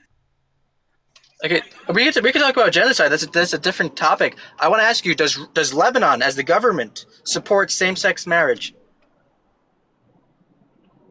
Because you said they're not against anti-rights. Do governments typically LGBTQ support people, or so not support do they things? support No, marriage? they either allow it legally or not. And right now, currently, legally, there is no civil marriage in Lebanon, let alone a restriction on either gay or non-gay. Right now, you don't even have a civil marriage situation. So all marriages happen within religious ceremonies in this country. So if you can find a religion that's okay with it, then you're absolutely fine. Hang on, didn't the US only legalize gay Oh, so it is a marriage theocracy, federally basically, in what you're 20? saying. I'm So sorry. is No. I'm sorry. No, my friend, I never said anything about theocracy. I said that marriages exist in this country based on religious institutions. There is no civil marriage. That doesn't mean you're under a theocracy. Can you please make a point that actually means something?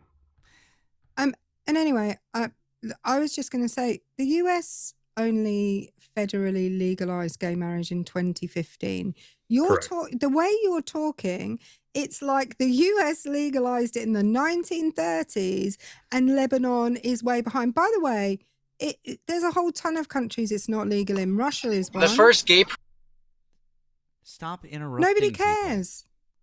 Also, I do Well, need you to don't let point out me to talk you, at all. No, I'll let you talk. You have to stop interrupting people while they're in the middle of fucking sentences. Also, you should probably know that the crazy Christian religious right is trying to snake a case through up to the Supreme Court to get gay marriage overturned right now. So I really don't feel like this is a hill you want to die on. Also, you don't understand the meaning of the word theocracy, especially considering the fact that the Lebanese government is formed of a triumvirate of 3 separate parts of religion.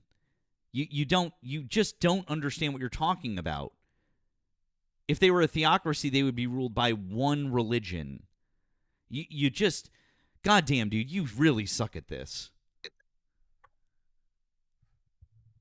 And let me say that when there was ever a threat of one particular religion taking any precedence, you know what we did? We had a freaking civil war over it. All right? We went to war for nearly 20 years to make sure that this country stayed secular. And who's fighting? And who's fighting on behalf? Was with the Taif agreements that set up the triumvirate that Matt is talking about. So you recognize Hezbollah as a terrorist group, I guess? Like, why are you going to a civil war group with Hezbollah? I mean, you can simplify things as much as you want, but for the benefit of the audience, let me give a little bit of perspective. Hezbollah is what's known as a party. Hizb literally means party, okay? So just like you've got Republicans and Democrats over there, there's over here, you've got things like Hezbollah or the Future Movement or the ML Movement or whatever. Now, Hezbollah happens to give a shit about the South enough to take up arms against the occupiers who continuously flood over the southern border. And unfortunately, that's led to a lot of issues for Lebanon, okay? Hezbollah as a militant organization or having a military wing didn't even exist prior to, correct me, Matt, I think it was 87? 82. It was because 82? that was when Israel invaded. There you go. So as a resistance movement, Hezbollah, the political party, some members of them, the wing that is armed, yeah, they do things with arms. And Lebanon continues to have issues surrounding that because it gives an excuse for others to do things. But at the same time, it creates a lot of tension internally between folks like the Lebanese army, the General Security Department, and Hezbollah's armed wing. So, yeah, we have a lot of guns and we like rockets, okay? Now, what are you going to do about it? Does this mean that you're allowed to come in and destroy our villages? Go ahead and tell me what the Israelis are allowed to do because some people absolutely. took up armed resistance. Yeah, no problem. I mean, rockets are constantly being flown into Israeli communities that only civilians live in. Can you explain to me how Hezbollah is able to send an unguided rocket into civilian areas? Why would they do that? It's unguided. Well, I'll tell you. Yeah. They don't even have jets. Well, I'll tell you. I know it's crazy, isn't it? It's arguable what's worse. It's arguable what's worse: sending a weak, unguided rocket over a border, or sending an extremely targeted, laser-guided cruise missile straight through the roof of my cousin's house in central Beirut, going down from the 9th floor straight down to the 6th floor and exploding in her neighbor's apartment, meaning that she had to escape with her life and her husband and 3 kids by the grace of God, with their living room blown in and their door stuck. Okay, so basically you're describing a war crime. Israel deliberately targeted your cousin to unalive this specific person. You have evidence of that there was no other terrorist or militant infrastructure in the area? Because that's a war crime, right? The evidence is that all that there was in the area was a falafel shop and a tailor, okay? That's the evidence. There's nothing going on in that building, and the person they were targeting doesn't live there, okay? So your intel, which is gathered your intel, because I'm sure you actually are Israeli, or you just haven't taken the passport, so you use that as an excuse to say you're not Israeli. Surely you have the right to, otherwise you wouldn't be simping for Israel so hard. No, I'm sure Jewish. that Israel I'm has been Jewish, surveilling, because I can hear the bloody drones every single day from 8 in the morning till about 10 p.m. at night, until I finally fall asleep to the sound of the lawnmowers in the skies, watching and waiting for certain people to walk out their houses and go back to their offices, or go from their offices back to their houses, so that they can then send whatever rocket they feel it's okay to kill little girls and little boys with. Okay, so again, are you recognizing Hezbollah as a threat to the civilians in Israel, which is literally in the north part, the Golan Heights? My brother, you know what's a threat to civilian infrastructure? The villages that have now disappeared in southern Lebanon, that have been bulldozed. And you know who's sending bulldozers to help with the effort? The United States of America. You know what else is happening in southern Lebanon is that Israel is using white phosphorus, which is just straight up a war crime. There's no ifs, ands, or buts about it. This isn't a mistake. You don't accidentally use white phosphorus. This is just straight up. It's just straight up a war crime. There's no defense. So this is in November of 2023. I'm so sorry. That makes it okay. That's like a three-year-old article that's been debunked. Okay. No, it hasn't been. I'm sorry. Great. Can you show me where it's been debunked? I'll wait. Yeah. So there's 4 categories of this chemical. First of all, it's only effective when it's near the skin. I'll wait for you to show me that it's been debunked. Where's your article? Well, first, can you go on top? I'll wait for you to show me. Your source? I'll wait for you to show me where it's been divorced. Show me where it's been debunked. I'll come back in an hour with a laptop. Nope. And then I'll provide. You have a fucking supercomputer in your fucking hand. Go find it for me. Otherwise, you're gonna have to concede. Either debunk it right now or concede. So while he tries to find the source, for anybody who doesn't know what white first show your phosphorus source and your evidential argument. The source is right in front of you.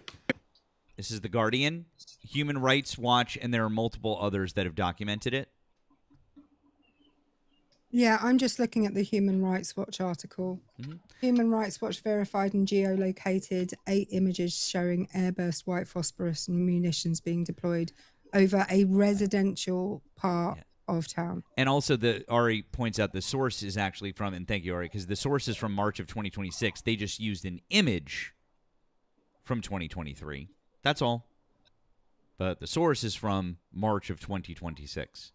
So kindly get the fuck out of here. Sounds like there's at least 2 instances of Israel using white phosphorus. Oh, joy. Also, real quick, just need to throw this in here. The first ever gay and lesbian organization in the Middle East was founded in Lebanon called Helem. Just FYI. Just so you fucking know. Get the fuck out of here. That's not true. That's not true. Oh, really? It's not true? Well, yes. then prove me wrong, because I've got it right here. You had gays in Israel openly celebrating, marching in the streets in the. the first ever gay and lesbian organization founded in the Middle East is Halem? According to who? According to the EBSCO.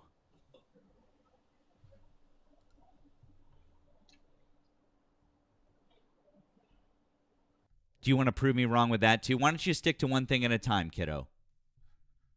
Let's talk about the white phosphorus first. Then we can go back to you fucking. Yes, it makes it a lot easier than to keep making lots of. Find me the source, kiddo. You're making yourself look real bad right now.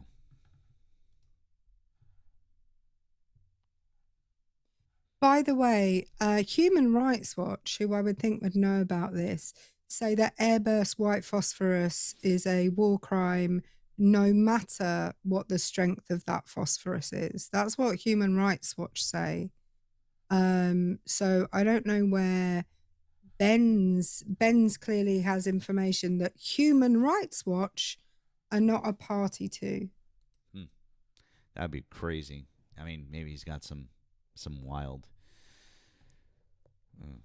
Yeah, he said that it's only effective near the skin. So, for people that don't know what white phosphorus is, it's a type of phosphorus that auto ignites. It just keeps burning. Anytime that it meets oxygen, it burns. And it has a really nasty habit of eating into the layers of skin, or literally any surface that it touches, and getting embedded. It's like little granules that gets embedded in there.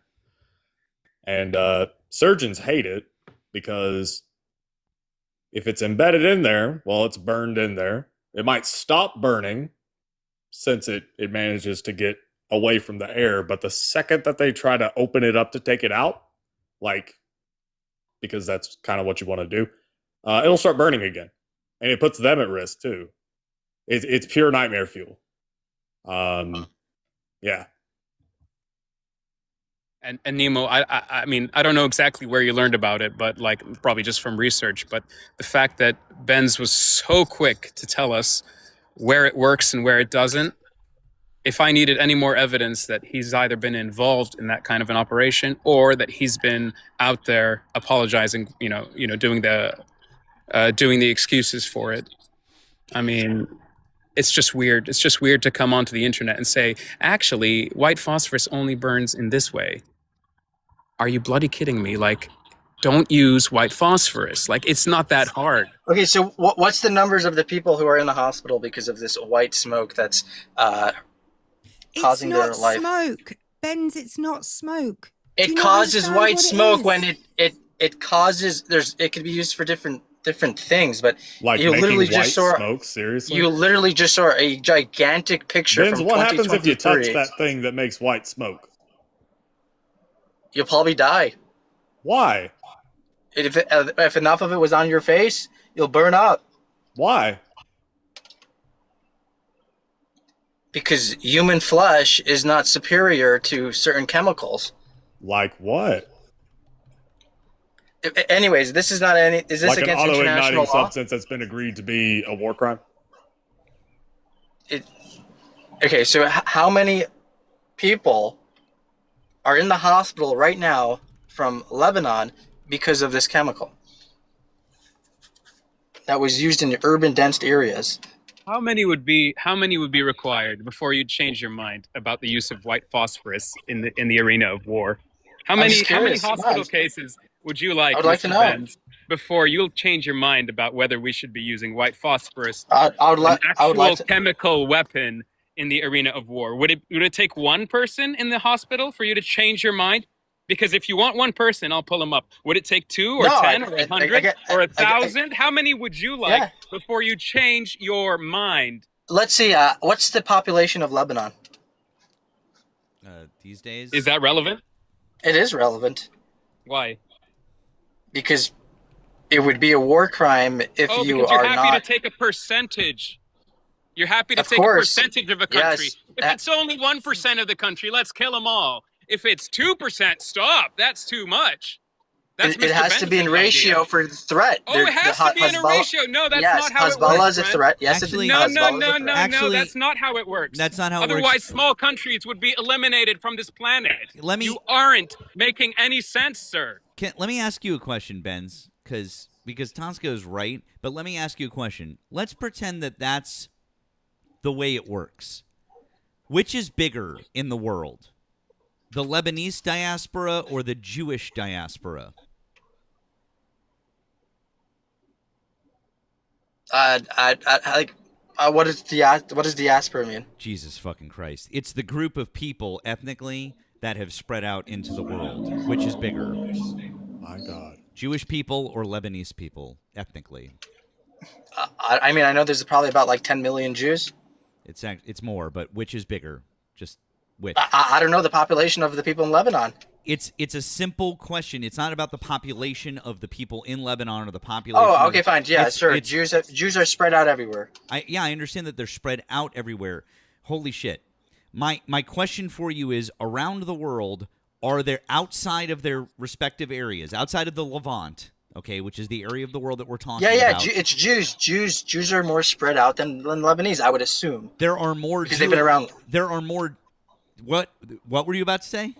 Well, they've been around for 2,500 years, so it would make sense that they're How long do you think that people in the Levant, our people, Tosco and our people, the Phoenicians, how long do you think they have been? Well, that's a different question because Lebanon people. That's not Lebanon. Jesus fucking Christ, dude! I'm gonna lose my shit. So the only question I had was people from the Levant that have spread out into the world versus ethnic Jews. Are there more ethnic Jews or are there more ethnic Lebanese? Which is it? Oh, okay. So people from the Levant is different than people from Lebanese. But to answer from just straight up to the Levant, of course, there's more people spread out from the Levant. The Levant is literally the whole Middle East. No, almost. No, most of it. Holy fucking shit! Never mind. I forget it. There are more Jewish people. So if we're taking concern about a group of people being killed proportionately, you should technically be more concerned about Lebanese people being killed. I am not a callous, stupid motherfucker, and so I don't look at lives in that way. I don't look at lives like that. I think that we should treat all lives equally. But if you're going to look at it in the way that you're looking at it, then you would value a Lebanese life more than a Jewish life, which is something really fucking stupid to do. No, I'm talking about two threats. To take out an innocent person because there's a threat, it has to be in ratio, right? You cannot just unalive 1 million people to take out one guy. So that's why I was asking from the beginning, what is the population in Lebanon for the amount of people who are in the hospital? Specifically in the south region, which they're targeting. You want a proportion of the number of Lebanese people that have been killed or in the injured, hospital. that have been killed or injured, versus okay. And are you going to give us the same for Israel? No, it's not a game. Who has more casualties? What's the population of Israel? 10 million. 10 million? How many people were killed on October 7th? About 800 civilians. So does that somehow justify everything that's happened since then? 800 civilians? Well, no, it's not justified because what is that it's not percentage? justified because what they is killed 800 more. over 10 they killed million? far more civilians than militants. It's interesting how you knew the population of Israel, by the way. Like off the rip. Okay. Just knew it. It's not my first time talking about this, obviously. Okay. My friend, if the argument you're trying to make is that your buddies or whoever you're simping for or whoever they are, maybe they're your uncles and cousins, who knows? But if your argument is that they've unalived more Hezbollah than civilians, then you need to come here and I'll sit you down and have a nice cup of coffee with you and we'll go over the news reports and we'll count the bodies, okay? And we'll count the bodies of the civilians. Why do I gotta come? Give me the Excuse statistics. me, I wasn't finished. You can jump in when I'm done, cool? You can come and have a little nice cup of coffee with me, and we can go over the body counts that your friends have left behind, and we'll evaluate how. Excuse me, and we'll evaluate how many of them were innocent children. Well, that's pretty disconnected from reality. I'm sorry? I'm disconnected from reality? Yeah, I'm you're living inviting it me for a every cup day, of my coffee. friend. You're inviting My me to friend, Lebanon. excuse me. 3 missiles hit within 5 minutes of my house a couple months ago. I All would right? run away. I In would 3 leave. different directions within the same Leave. 10 minutes. Leave. So I'm living it. No, I'm not leaving. Not because Yes, you your should leave. people like to press buttons to Why, kill little why should he kids. leave? I'm not leaving Because shit. it's very. Sorry. Let me answer that. You are in a very dangerous environment. Why would you stay? You said a missile just almost hit you within a 5-minute really walk like from your Ben, house. I really like Ben's tone here. Ben's, do you believe that Israel is under threat? Every day. You should leave. I'm not in Israel. I'm in America. And by the way, they have the Iron Dome. I mean, they have so they're advanced not under military. Threat, then. They're under threat because they have to put the They Iron are Dome. under threat? They're being threatened, so they have to. Well, why are they build. there then? They have nowhere else to go, my guy. Where are they going to go? Really? Really? That's adorable. Yeah, they're hated everywhere, and on top of that, hated everywhere. Really? America hates Israel. Israel? If the American settlers who moved in recently are scared for their lives, they could always move out. I mean, they don't have to colonize if they don't want to. Yeah, again, again, the logic flows everywhere it goes. The logic is flowing everywhere you're going to bring it. Your logic? When I say they don't, yeah, if you're going to bring a logical argument that Israeli settlers should leave too because it's dangerous for them, then I agree. What I'm saying is that the Jews have been prosecuted for the last 2,500 years. Prosecuted? How you switched to the Jews. They've been prosecuted?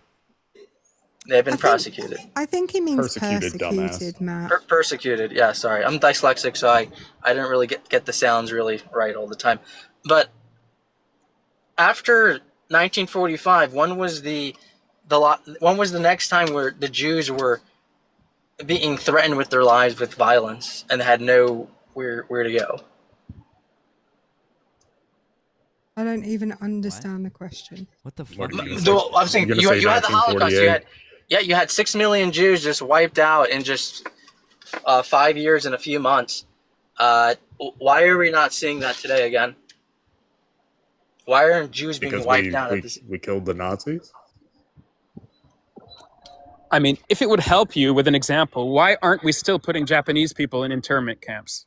Because we used to think that was the right thing to do, but that changed. Were they being unalived? Because, excuse me, that changed because the world changes. And if you notice something amazing that's different less because Jewish people were being under attack, then that's cool. That's because the world changed after World War II. That doesn't the better mean question, that the foundation of Israel was the thing that solved it. The better question would not be that why are we putting Japs in camps, is that why are we not nuking them again today like we did? Get the fuck out of here with that. I'm going to give you one more chance to never say anything like that again. Japanese people. Japanese people, I didn't know that was offensive to them. You didn't? How old are you? I didn't. I'm 27. You're 27. You knew that term, but you didn't know it was offensive. Yeah, I didn't know that would Where'd be you hear offensive that term? to people. From other people. What other people? I don't really have any names. I just certainly heard it before. But anyways, the Japanese people were not being unalived by many different nations for the last 2,500 years. This is a pattern with Jewish people. You disagree with that? You don't recognize a pattern with the Jews always looking for a new place to live and have the right to express their identity and their religion? No, Actually, I think if you looked back over the past 2,000 years, you'd probably see a lot of warfare in East Asia involving the Japanese people. Nemo probably knows more than me. He's more of a history fan. But yeah, actually, I think you ought to open up your mind a little bit and maybe get off a little bit. Okay, maybe so put the script down and just have an honest conversation with us. What do you think? So the Japanese people, they weren't able to defend themselves against who? Nobody. Why that's what's called a. Have you heard the phrase straw man argument before? Have you ever heard that? I'm not trying to bring logical fallacies. I'm sorry. I just asked you a question. Have you ever heard the phrase straw Yes, man of course. argument And that's before? not what I'm doing here. I'm not trying. that's exactly what you just did, because you asked, were they being attacked? You were told that they were involved in multiple military actions, multiple wars, a whole ton of stuff going on. And then you said, so you're saying they weren't able to defend themselves? Nobody, who said that? You have to compare that the Jews were not able to defend themselves. No, I'm saying that because have to be able to the Jew, if you're going to bring, you have to be able to listen to the words that are actually being said to you, rather than repeating what you think was said but wasn't actually what was said. Because you have to compare that the Jews weren't able to have their own sovereign country and their own military. The Japanese people were able to have a military, yes or no, because you cannot compare. No, but the Jewish people now do have their own sovereign country. Yes, minor they correction. do, I agree. After World War II, Japan's military was basically non-existent, even to this day. You didn't know that, did you? Well, first of all, they do have a military. Of course you didn't know that. No, I didn't know that. There was also Germany. Oh yeah, what is Japanese military called? They definitely have a military. The Self-Defense Force? They definitely have a military, the Japanese. Okay. And also, if you're going to talk about countries that weren't allowed to have a military and couldn't defend themselves, how long was until when was Lebanon a colony of France and did not have their own military? Until what year? 1942, 1943. 1943. Oh, okay. Yeah. So basically about the same. So yeah, I mean, like, yeah, cool. Well, I mean, the whole Ottoman Empire controlled it. But... Hang on, real quick. I want to welcome Taz. Hello, friend. I don't know if I've had you up before, but welcome on up here. Hey, yeah, I think I've been here maybe once, maybe not. I apologize if I have, but I have shit memory. Sorry. But good to see you. Good to see Nemo. Everybody here. You know, it's just kind of like all I hear is, you know, we don't have a place to go, but you know, at the same time, we're going to make sure the Palestinians have nowhere to go. You know, there's anti-Semitism. Everybody hates us everywhere. But you know, if Israel represents the Jewish people, I mean, then wouldn't Israel be to blame for all of the anti-Semitism worldwide for what they're doing to possibly every single neighboring country around them? There always was anti-Semitism. No, sir. Even before Israel. No, sir. Right now, what we are seeing is laws being protecting specifically the Jewish people against anti-Semitism, while also enforcing Islamophobia and anti-Islamic rhetoric in the United States of America. Okay, so wait, one second. Let me respond to that, please. Yeah, I understand, but hold on.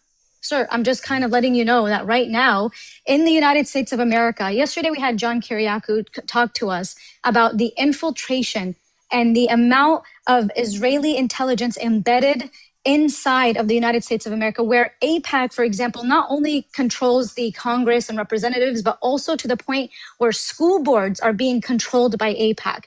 So right now in America, for example, we can't speak about Israel. If you talk about Israel, you're anti-Semitic. But then isn't Israel to blame for all of the anti-Semitism worldwide? But then at the same time, you're crying anti-Semitism. That's a lot of claims that I have to debunk. So can you just please start with the first one? So with the first one, you're saying that there are more laws being passed for Jews with anti-Semitism, specifically in Western countries, I'm assuming.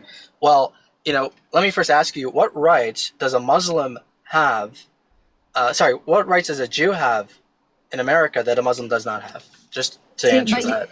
Sir, you did not allow you misunderstood everything I said. I said in America, where it's the land of equality, right? The land of the free, where every person, no matter where you're from, is supposed to have equal rights, quote unquote, right? You have representatives that call for more Islamophobia. But if you speak one word about Israel, you are labeled, you are followed, you lose your job. And this is why when I always talk about that in America, there is we are occupied because you are not allowed, there's groups of people protected while others are again, so I don't know why you're bringing in Israel. Israel is nothing to do with Americans. Oh, absolutely. You said America. No, it does not. No, it does not. The civil rights applies to Americans, not to people who are for it. Why are we in this war? Isn't that for Israel? What? Are we not in this war right now because of Israel? You said Israel has nothing to do with America. Specifically the Civil Rights Act, okay? Can you please just stick to one thing? Because if you want me to debunk everything, I'm not going to be able to do Go that. ahead. Let's Yeah, just yeah. okay. So I'm asking you, which rights does a Jewish person have in America that's has more freedom than a Muslim? Which I law is literally that? just told you that if you speak out against That's not a Israel, law. That's not a it law. is actually there's Which several law? So there's several Which law laws is that? about that. In fact, Which law is there's it? laws where you are not allowed to boycott. There's laws where you are not allowed to call it West Bank and you must call it Judea and Samaria, which specifically is in Arizona, There's I believe. Jewish people, There's and then there's Israel. That's two different I things. I'm just thought talking you. about in America. So why is it that when Please, you again, talk about for the last Israel, time. you're labeled an anti-Semite? That's Muslims and Israel are two different categories. Muslims There's is a religion, definitely are people who follow a religion. they're definitely not doing additional things. They're definitely not, right? Oh, my bad. I didn't mean to put that executive order up on the screen. That's my bad. Okay, so if you want to apply that from Jewish people to Muslims, that's an argument. But to say that Israel to Muslims, shut the fuck up and stop being disingenuous. If you I'm want to being have very a, honest. you're not. If you want to have a real conversation, and by the way, stop talking over people. And Taz is trying to engage you very honestly. Don't be disingenuous. You remember the lady said, "Don't bring straw man." This is a straw man argument, 100%. This is the conclusion doesn't have anything to do with the premise. This is not in any way a straw man argument. Yeah. It's a straw man argument. You're talking about Jewish people. Anti-Semitism is called anti-Semites, the people who speak Hebrew, Arabic, and belong to that Middle Eastern Levant area. That's an anti-Semite. Palestinians. Yeah. Hi. Yes, hi, Palestinians right are here. technically Hey. Semites. Hi, nice to meet you. Look, we got Matt, we got Tasco. hi, Taz. Here we are. Kefak, baby. Yeah, if you speak Hebrew or Arabic, you would be a Semite. But historically, anti-Semites refer to Jewish people. I don't know. I don't want to get into the root words. It's not necessary. But anti-Semite specifically means anti towards Jewish people. So I just want to ask. I just want to ask again. What right? No, stop talking. You're mansplaining something to us that we all already know. Again, so I'm asking you, what right does a Jewish person have here in America that a Muslim does not have, or any other person? Forget about Muslim, anyone. What rights do Jews have? I just told you, and there's things right here on the screen. I just told you, like for example, I mean, we don't want to I don't want to derail the conversation. If we're going to go into the Israeli parade that happened where Mamdani didn't go, and if he didn't want it to go, then he was labeled, and he was anti-Semitic. He was, a threat. It's to the Jewish people that he did not attend, and they twisted it, which is interesting because Smotrich was there, and he compared the Israeli Day Parade to the flag march that happens every single year in Jerusalem, which, by the way, every single year at that flag march, Israeli Jewish individuals spew racist slogans like death to Arabs, and we want to burn your villages and rape your women. So it's very interesting to see that individual compared the Israeli Day Parade. Where was that? It's every single year at the flag march in Jerusalem. You can look it up and you can see it for yourself. There's YouTube videos on it. You can see it where children, teenagers, adults, men, women are chanting death to Arabs, and we are going to burn your villages and unalive your women in the old city of Jerusalem. You have that in people in Lebanon. Anyways, reading from Executive Order 13899, it's provided interpretive assistance on the enforcement of the nation's civil rights laws to ensure that they would protect American Jews to the same extent to which all other American citizens are protected. Specifically, also, I would love for you to point out a country to me that is majority Jewish that the United States of America has put on their travel ban or is stopping immigration from. There is no country that's majority Jewish besides for Israel. Oh, wow. So what you're saying is that a country from the Middle East that has resulted in a huge amount of genocide and terrorism isn't on our travel ban list, and we're writing executive orders to protect them. Well, That's again, wild. God damn, dude. So what you're saying is that the double standard is fucking massive, and you refuse to believe no, it. I don't believe there's a genocide. Israel's targeting Hamas militants in Gaza. There it is. That's it. Don't believe that there's a genocide. Well, let me just ask you. So let me ask you, how has the population grown in Gaza in the last 3 years since the beginning of October 7th? It grew. The population grew. The population of Gaza grown since October 7th. Yeah, absolutely. It's a fact. Where? My brother. Go look it up. Go research. You're showing everything on the screen. Go show that statistic. If you think that the population growing is an indication that a genocide never happened, let me ask you something. You ever done any gardening? They probably suck at it. You know how They're you not really good at it, clear are out they? all the weeds and then somehow, surprisingly, they grow back, and sometimes they even grow back a little bit stronger because you know what? Usually Maybe in you cut genocide- off the parts of them that they really liked, and they're like, oh, let me grow a few more branches in this direction because I actually need some sunlight. That's what's happening, my friend. Well, You're let me ask you- actively in But a it's also campaign false, to yeah. eliminate a group of people and to destroy their homes, their universities, their hospitals, their schools, their infrastructure, their gas Well, mains, that's not a their water genocide. mains. That's a different And argument. That's oh, not it genocide. certainly is, my friend. No, You it's can look not. at the definition by yourself. But you know what? Some people have done the legwork for you. Some people around the world, international bodies, have done all the legwork. The genocide is They've to had destroy. courts about this, and you know what they've all found? That it's a genocide. And guess Yeah, what? so genocide it's would be easy the for you to intent- just not open your eyes to it. Go ahead. Okay, I so want to hear what you think the genocide is. Go ahead. Okay, so to the United Nations Convention or whatever you call it, the law is it's illegal for any country or government to target a race, a nationality, a religion, or an ethnic group to destroy them in part or in whole. So if you're just telling that there's infrastructure that doesn't exist anymore, like schools and hospitals, that's not a genocide. But specifically, I want to ask you: Israel has jets. They have F-16s. They have all different types of ways to do genocides in Gaza. So if Israel is doing a genocide and has the intent to destroy the Palestinians, specifically in Gaza, because you also have Palestinians living in Israel as proper, why aren't they using the F-16s to decrease the population? Because it's growing. It has grown.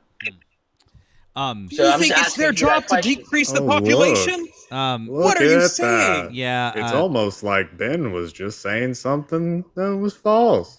In fact, this is embarrassing. Thank you, Erica, for shooting this over. By the way, not only is this false, but it's false from a fucking Instagram post. Okay, why are you bringing up some? That's complete. Literally could have just fact checked this and Google, like PolitiFact. You could have just Googled Googled this. Can you just go on your source, because I don't know how you got that fact check. Okay, from I can read Instagram. It to you. Erica, I'm not referring to. Sorry, Ben. Shushies. Okay, it's from PolitiFact. Okay, and it basically says a Census Bureau spokesman from the United States told PolitiFact that if the World Factbook uses census data for population growth rates, the data would come from international population estimates and projections released in August 2023 before H Group attacked Israel on October 7th.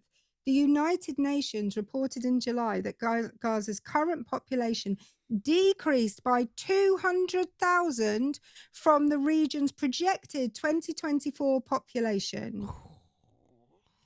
Okay, so go. Just ask it differently, because I don't know what you're doing. How many babies were born in Gaza? Yeah. Ask it this way. I need it to come out different. I need the information to come out in my favor. So keep trying. Shall I go. tell you? No, go search stop, how many 'cause you babies. No, you don't even know the question I asked. And this isn't AI, by the way. This is an article from PolitiFact. So the question I asked... Just simply put in how many babies were born. The fuck up. I do not crash out, but I am going to crash out on you because you are such a child. Grow up. Grow up. I typed in to Google, has Gaza's population increased since 2023? That was the question I asked. It was a non-biased question. I didn't say prove Gaza's population hasn't increased since 2023. I typed the question, has Gaza's population increased since 2023? That was the question I asked. What question should I ask to get the answer you want? Yeah, so to put in how many babies were born from the beginning of October 7th, or you could do October 8th because that's when they started going in. So from October 8th, 2023, till today. Go how many babies were born in Gaza. And then you're going to have to apply that. Why is Israel still booming Gaza? I thought there was a ceasefire. What happened with that? Can you explain? And what exactly are they booming? Like, what's left to boom? Okay, can we just stick to how many babies were born from October 7th? I know, but I'm at October how 8th, many age group members did Israel unalive? According to Israel, I don't know, like 20,000, 30,000. Can you bring us a source for that, please? According to Israel, you're not going to take that source. We're not going to take. Oh, okay. That's why. That's why I said according to Israel. Why are we still in Gaza then? According to Israel, can you tell us? According to Israel, why we're still in Gaza? Yeah. No, oh, sure, I'll answer that because no one's. No country is willing to govern it, and they're not going to just leave the Palestinians there and just start up a new reforce. So let's unalive them. No, I'm not saying that. I'm saying you asked the question, why is Israel still occupying Gaza? No, I said, why is Israel still booming Gaza? Because certainly there's still resistance organizations in Gaza, such as Hamas, because they haven't gotten rid of the Palestinian Front. How many are left? You're saying that we are. How many Palestinians are left? Like 2.1 million people live in Gaza. No. How many? I'm sorry. Are all Palestinians age group members? Again, so I wasn't sure what you're referring to. So when I started mentioning the groups, the Palestinian Front and the the Jihad. I don't know. There's other organizations. Jihad. Wow, that's a new one. There's a Jihad group. Is that? Where something like that. Them up? Wow. There's they've been around longer than Hamas. I could just, do you mind, Benz, if I just jump in here and give you like some kudos? Like I'm going to give you a little bit of flowers here for calling Hamas a resistance movement. Well done, brother. Well done. You're coming around to the correct side. W. Tusco. Thank you so much. W. Benz for calling it a resistance movement. But do you see how he wouldn't answer? There is no reason, just for all the 1,200 people. What do you mean? I was answering right in front of you. There is no reason why Israel's there other than to continue to ethnically cleanse them. We know that I said, I was answering you. They said they want to take over, as well as Bibi Netanyahu did say that we're going to continue to take over the rest of Gaza, and we want to remove the people of Gaza there. Because that will be made into, only Jewish land. So that is the intent, right? Just 1 second so that is why every single day Palestinians are still being unalived. Their tents are being asked boom, me boom. a question, Children I answered are it, and then being you said it's not an answer. and that is what's happening every single day during a quote-unquote ceasefire, where there has been no retaliation whatsoever. A ceasefire with who? The civilians? Because according to you, Hamas is not there, so they have a ceasefire with the civilians with rocks and sticks.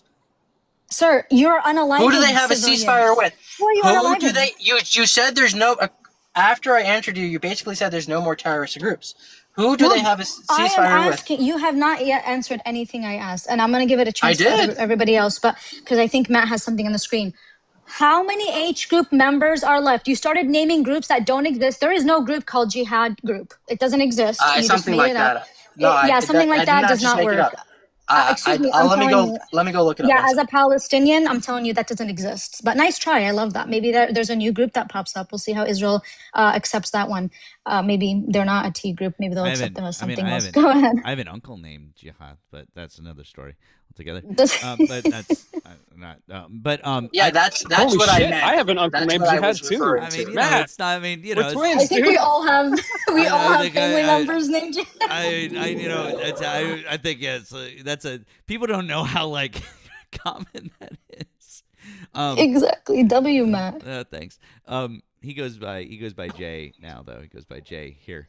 That's another story.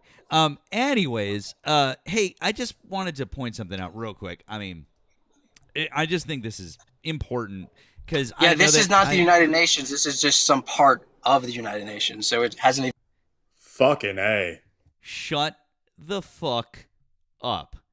I love the fact that he knows he's so fucked he has to immediately try and discredit what I'm going to say before I say it. It's not the United Nations. It's part of the United Nations. That's right. It's the Human Rights Council. That's right. In their 60th session on September 16th of 2025, so we're pushing a year now. We'll get to the good part. And by the good part, I mean the fucking horrific part, which is down here in the conclusion in bold. The commission concludes on reasonable grounds that the Israeli authorities and Israeli security forces have committed and are continuing to commit the following actus reus of genocide against the Palestinians in the Gaza Strip, namely 1, killing members of the group, 2, causing serious bodily or mental harm to members of the group, 3, deliberately inflicting on the group conditions of life calculated to bring about its physical destruction in whole or in part, and 4, imposing measures intended to prevent births within the group. I can go on, but it's more about specifically saying what is the that argument I for could this? go on, but it's more about specifically pointing to people like Netanyahu and Ben Gvir. I won't read all of those paragraphs, which further describe the atrocities that are being committed. Now, I just want to say one thing. Now you can try to deny what the Human Rights Council in their 71-page report in September of 2025 said. Go ahead. First of all, I don't like Ben Gvir. I think he's a. I don't give a fuck about your opinion about Ben Gvir. I want a response to what I just said that the Human Rights Council wrote in their report.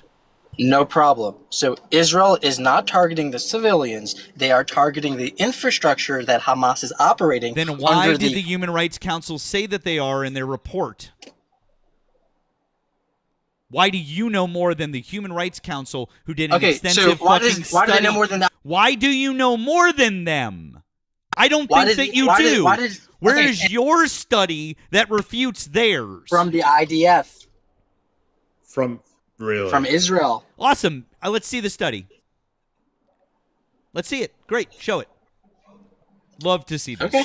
Great. Yeah, go pull it up. Yeah, tell me what's the name of it. I'll pull it up. Yeah, well, of course. I'll be right back.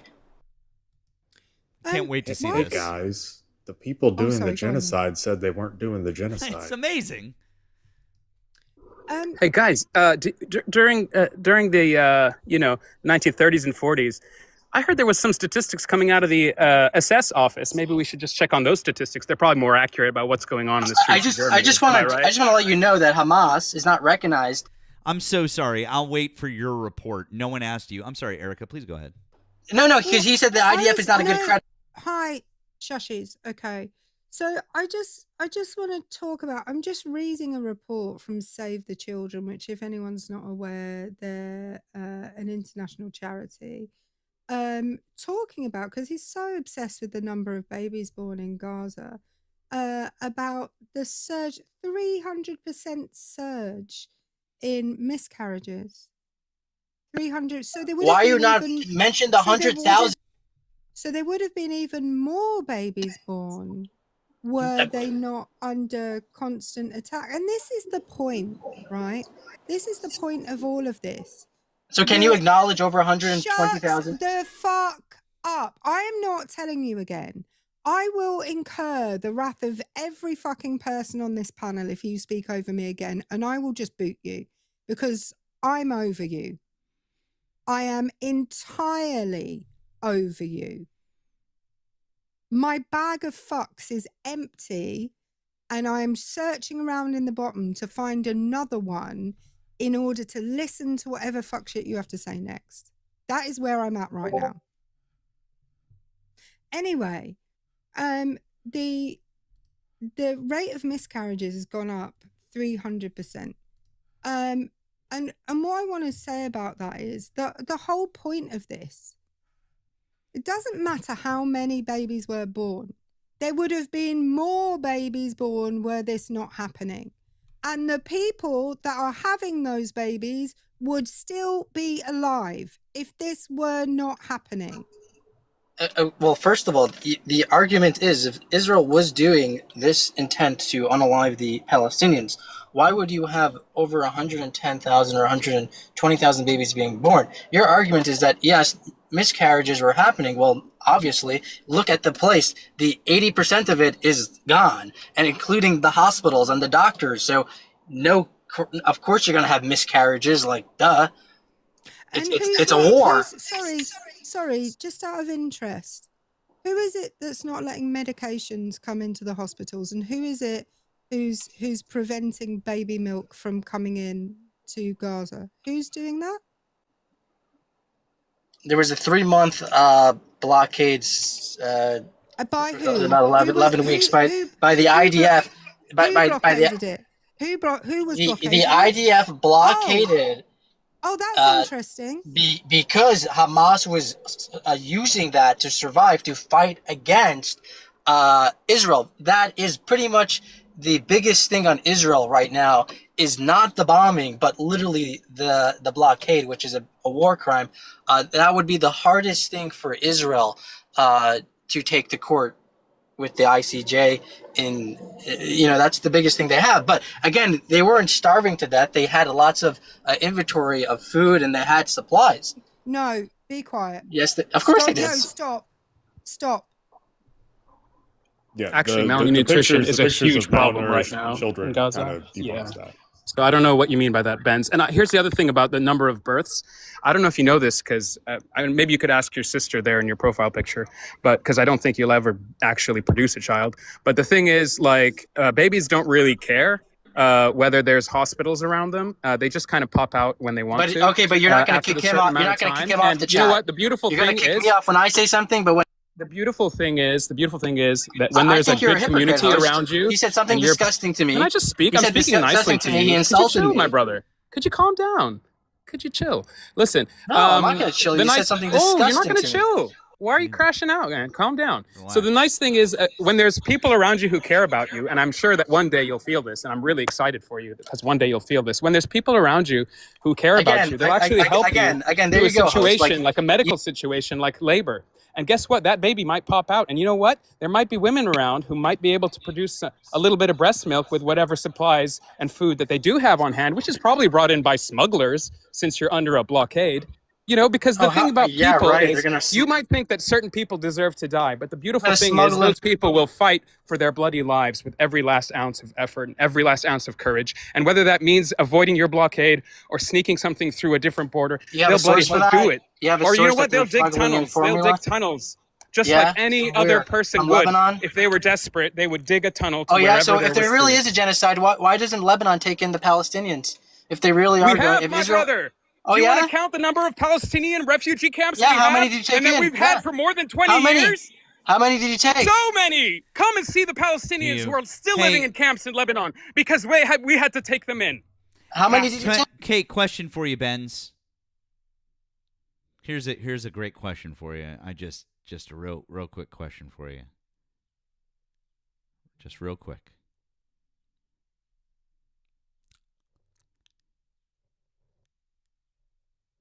What happened in the Nakba? After they lost I don't want to hear your lies.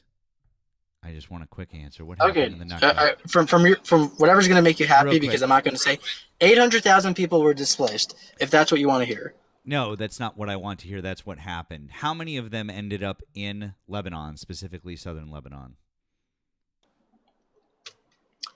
A lot of them went 300,000. I'll just answer for you. Now, what organization was formed in southern Lebanon as a result? I'd probably say some terrorist group. The Palestinian Liberation Organization was formed. As a result, I didn't ask you a question. The PLO was formed there as a result.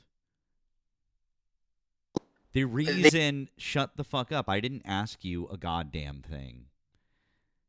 the reason that the PLO exists, the reason that so many of these different things have happened is because Israel, not the Jewish people, by the way, and the people who know, the people who watch me, who watch, bye Taz, bye friend, the people who watch me, who watch Nemo and Erika, and I believe I can speak for Tosca as well, is we have all of the love in our hearts for the Jewish people, but the government of Israel is not acting the way that they should, okay? They're not acting the way that they should, and they're not acting with good intentions at heart.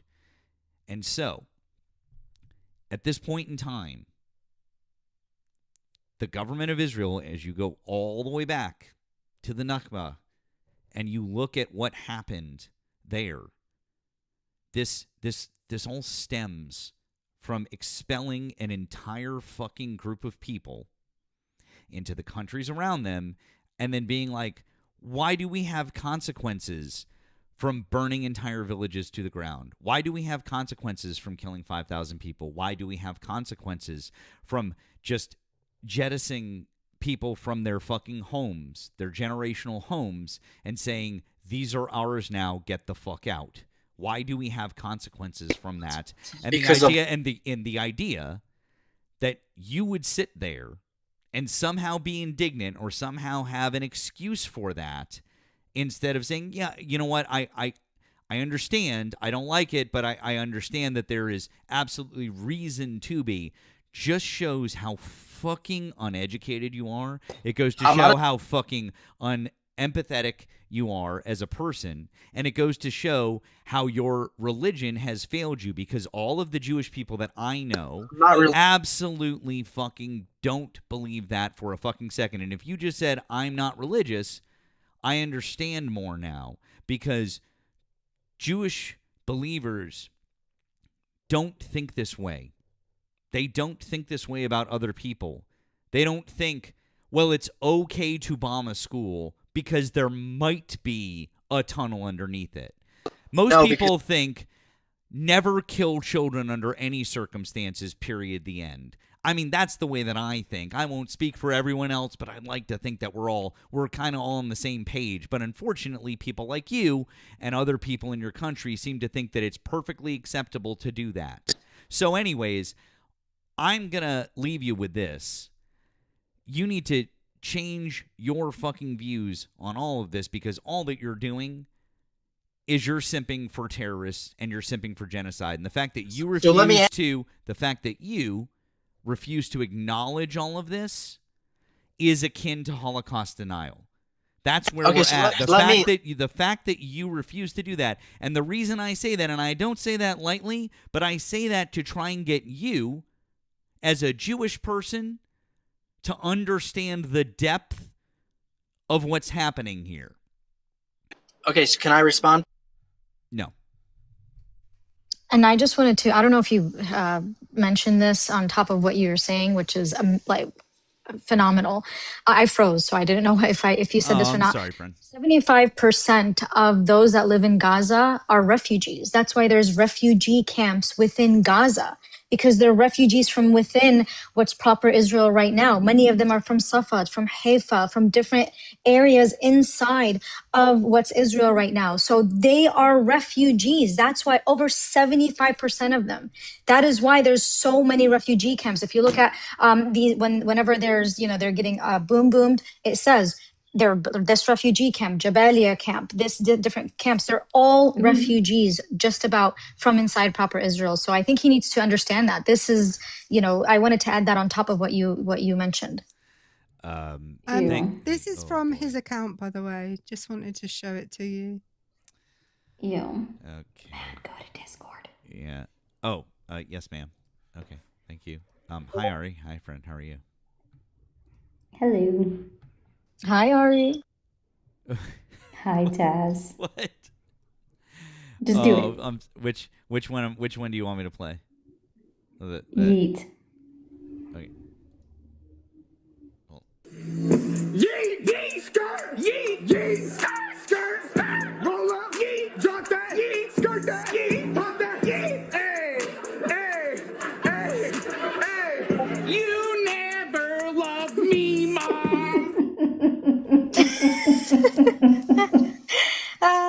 course, Ari would share that to you. Jeez, I have so many. Play the middle one out of the three. Oh, okay, yes. Just dial it down, dipshit. I like that one. You should keep that on your soundboard.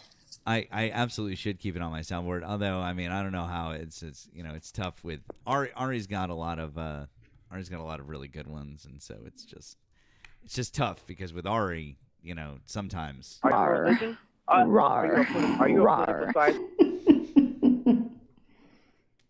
Matt, I wanted to ask you, and I think Tusco is also Lebanese. How is your family? I know this is starting to get deeper into, Beirut, and kind of just wanted to check in on all of you guys and see how you guys are doing and how your families are. Well, my basically all of my immediate family, all of my closer family is here. My uncle was in Beirut for a round of the strikes back in this past September, and the building behind he did own an apartment building there, and the building behind his was struck. That was pretty hairy. But he was able to get out, and he was actually there to sell that building, which was wild. But anyways, neither here nor there. But he got out eventually, and that was okay. But really, everyone that I am close with, that I know for the most part, is here. I mean, I still have some folks that I occasionally talk to, like in my dad's village. But I'm not gonna lie and say that I'm like particularly close to them. So that's me. I mean, Tosco is obviously there and there. So I consider myself lucky in that regard that most of my folks are they're safe. So I'm glad to hear that. I mean, either way, it's still you're Lebanese, and this affects you on a whole nother level. But Tosco, you're in Lebanon? Yeah, I live in Beirut. Oh wow. Yeah. I mean, similar to Matt, I've been lucky, which is kind of surprising because considering the size of my family here, I mean, I have like on my dad's side, I think I have 37 cousins, and on my mom's side, I have, I think, 16. See, I don't even know the exact number because it's a big family, but surprisingly no casualties. But I was telling our I don't even know what to call him, our guest earlier. I was telling our guest about my cousin whose building was indeed struck because they were targeting her neighbor across the hall. And that was an extremely close call, but thankfully she escaped with her 3 kids and her husband unscathed. But they had to live. They couldn't move back into their house for 2 months. And even now they've moved back and only one of their 3 elevators is working. And they have to walk up or down 2 floors to get to their apartment because there's just no money to get it fixed.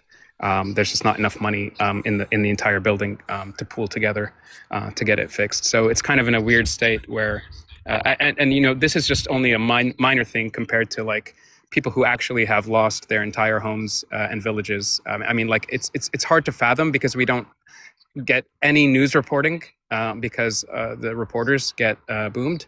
But as you know, like there's very, very little reporting coming from near the border or south of the Litani River at this point. So we honestly don't know. Most people don't know the state of their villages. But if we're going to base anything on IDF drone cams, yeah, a lot of villages are gone. So yeah, I think it is pure luck, honestly. And the way I look at it now, like I moved here like 6 months ago, and like when I first came, I was really stressed every single night during the strikes and everything. But eventually I came to realize that like if it's going to happen, it's going to happen. And I probably won't even like register that it's happening if it happens to me. You know what I mean? So it's like there's really little you can do to control what's going to happen because we do not have, as our guest earlier mentioned, we do not have an Iron Dome. We don't have any air defense. So literally if something was to come in from the skies, it's coming in. There's nothing we can do about it. So you have to live in a state of like, well, this is my land. If I'm under attack, so be it. And we just kind of wait around for the old men to shake hands in cigar-filled rooms and exchange bank account numbers. That's pretty much what we're waiting for. We're just waiting for the old men to shake hands. I want to point out he actually had posts on his page celebrating the fact that Lebanon can't do anything about what Israel is doing to them. I sent one to Matt. I just saw. there is a weird mentality that's out there that's like, if you are weak and unable to defend yourself, which is one thing he said about the Japanese, if you remember, the Japanese people, is that maybe they deserved it because they couldn't defend themselves, kind of thing. And that's like really like sociopathic, and ultimately, yeah, like you were saying, Matt, it's just lack of empathy. And if that gentleman ever like does find himself in a position to produce the next generation of people, I do hope that someone else is able to raise them, because God help us if that mentality continues to spread. That's all I'm going to say. Ari did ask me to play this last clip here. So, right here.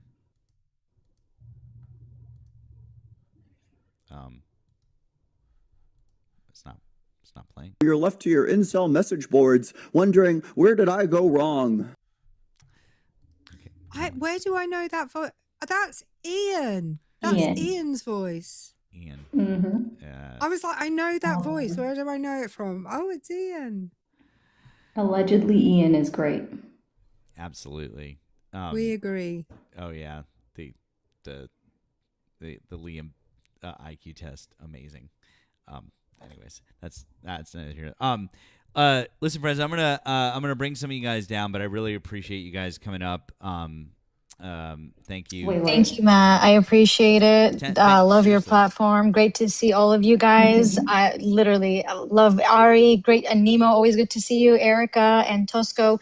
Take care of yourself, brother. Really, I'm going to pray for you. I followed you just so that way, we can see your updates and stuff. So appreciate you, Matt.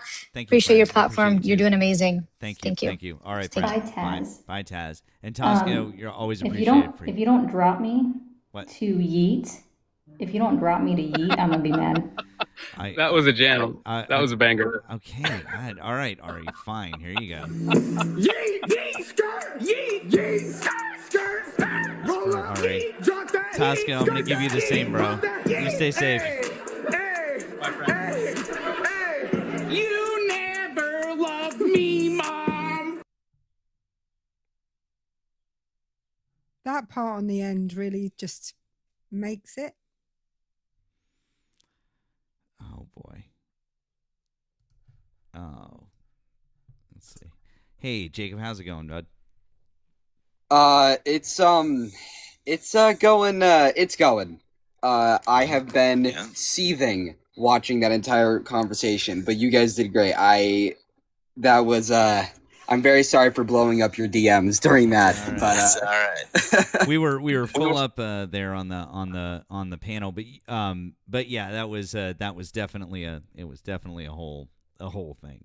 So they always, like I told you, like they always pretend to care about Palestinians and like others, and then you have to like pull it out of them. You have to pull out the obvious hate that they have for Palestinians, Arabs, and Muslims. It's always so crazy to me how they try to like sanitize their beliefs, similar to like how the Triple K and other hate organizations do. That's what a lot of Zionists are. They are just hateful people. At least Zionists, like on the side of G side right now. So yeah, it's pretty crazy. But listen, actually, we're gonna try. I'm gonna see if we can get a few more ops up. But I'm sorry I couldn't bring you up. The panel was full up there. But I appreciate all you, man. good. All good, no worries. And you guys check out Jacob over there during the day. We appreciate you, man. Yeah, I'll be live in actually like 45 minutes. I try whenever you guys are live, I don't go live. So on Fridays, I kind of just like see when you guys are done, and then like 30 minutes later, I'll go live because obviously I don't want to draw viewership for you guys, and vice versa. Dude, So. it's Jacob. You're fine. Everyone can go live whenever. You're all good, man. Don't do you, bud. Seriously, it's all good. But do your thing. We appreciate you, man. Okay, we'll talk to you later on. Yeah, I appreciate y'all as well. Erika and Nemo, good to see you guys. Have a good day. Appreciate you, bud. And I'm real quick. I don't think I mentioned it before, but our friend Tosco. Not only does he have very good thoughts on world and geopolitics, he's also a halfway decent singer, and he's a fun follow. I think you guys should follow our friend Tosco. You would really enjoy catching some of his musical lives. He's fun. while that went on for a while, thank you to Melvin over on the tube for the 5. It says, why do people who never have put on roller skates want to try to skate uphill? Free Palestine and happy Pride Month. Thank you, Mr. Melvin. I like that one. Thank you to Soul of Beer Can for the 10. It says, weird that Americans clutch their pearls so heavily over anti-Semitism now, but didn't want us in the country when asked to take Jewish refugees during World War II. Excellent point. Thank you to Wesley. Thank you to our friend Wesley. It says, destroying infrastructure is a war crime. This guest is a Nazi wrapped in the Israeli flag, pure evil. Hi, everyone, except the racist guest. And then thank you to Dacted over on the Blue app, who said, love to hear you guys' opinion on the Carmelo Anthony case. Also, hail Satan, may the morning star rise and bring light to all of the world. Blessed be his name. Hail Satan. I don't know enough about the Carmelo Anthony case to comment on it. So, but guys, we're talking to Trump supporters. Yes, Erika. I just wanted to check that you saw the screenshot I sent you of Eric in the comments. I just wanted to check you'd seen it. I saw. That was funny. Your face in that screenshot as well. That's a picture. Good. Yeah, it was good. Guys, I do see we have a couple of friendlies. I see you guys. I love you guys. But at the moment, we just want to talk to Trump supporters. We appreciate you guys, but we just looking to talk to Trump supporters. So only Trump supporters right now. You can also call in if you're over on the tube. So there is that. I really have no idea. Jay, hi. Did you vote for Donald Trump? Only 3 times. Oh, Christ. Okay. Before Jay to this starts guy before. talking, Carrie, thank you for the Venmo. Said, oh my God, is it me or does every Israeli and every supporter sound like garbage, terrible humans? Thanks for educating on the daily. It really does seem like that at this point in time. And I have one to do as well. Jay, mute your mic, buddy. I have one to do as well. I want to thank our friend Tommy Red for sending me £5.40 something, and saying that it's to refill my bag of fucks. So all contributions to refill my bag of fucks are gratefully received.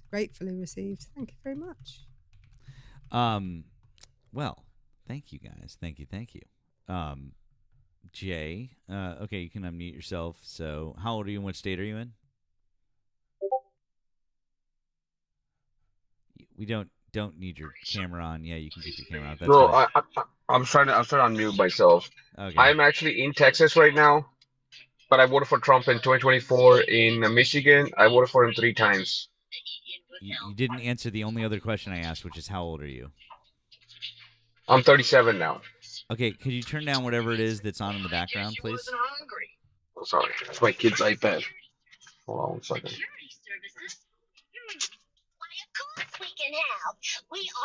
Yeah, can you hear me now? That's a bit better. Thank you. Hey, why'd you turn that off? Why'd you turn that off? I gotta go actually because my kid won't let me turn it off. So yeah, I could have told you that was gonna happen. I don't think you should be coming to have conversations. Like, I've heard that guy talk before, and it's not something I would want a child to hear, you know? I could have told you. I could have fucking told you that was going to happen. Hey, kid, you know that thing that's entertaining you so you don't talk? I'm going to turn that off. So you can listen to me talk to other adults and be gross. Hey, Ari says to play this.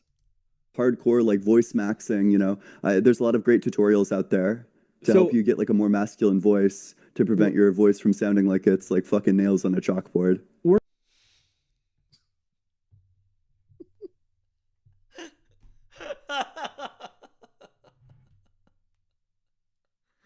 I've not heard voice maxing before. I think I voice max every day. I'm going to be honest with you. I bet you do with those kids. I bet you do. I crashed out this afternoon. Ian, they are amazing, 100%. What, Erika? You crashed out this afternoon? Oh, on the Yeah, kids. Oh. at work. Yeah. Friday afternoon, period 5 on a Friday. Hellish. What do you mean? A bunch of kids that are like amped up for the weekend and the weather is nice and Not just that, Matt. Not just that. Okay, it's not just that. They've been on a residential this week, so they've been at like a stay away field trip for 3 days, which I didn't go on. But they were at that. Then half the class was participating in the junior MBA yesterday. So half of them weren't even back at school yesterday. So today was their first day back at school for like a week and 4 days. It was hellish.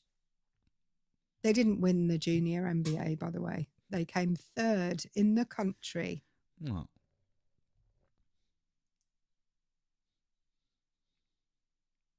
very proud of them.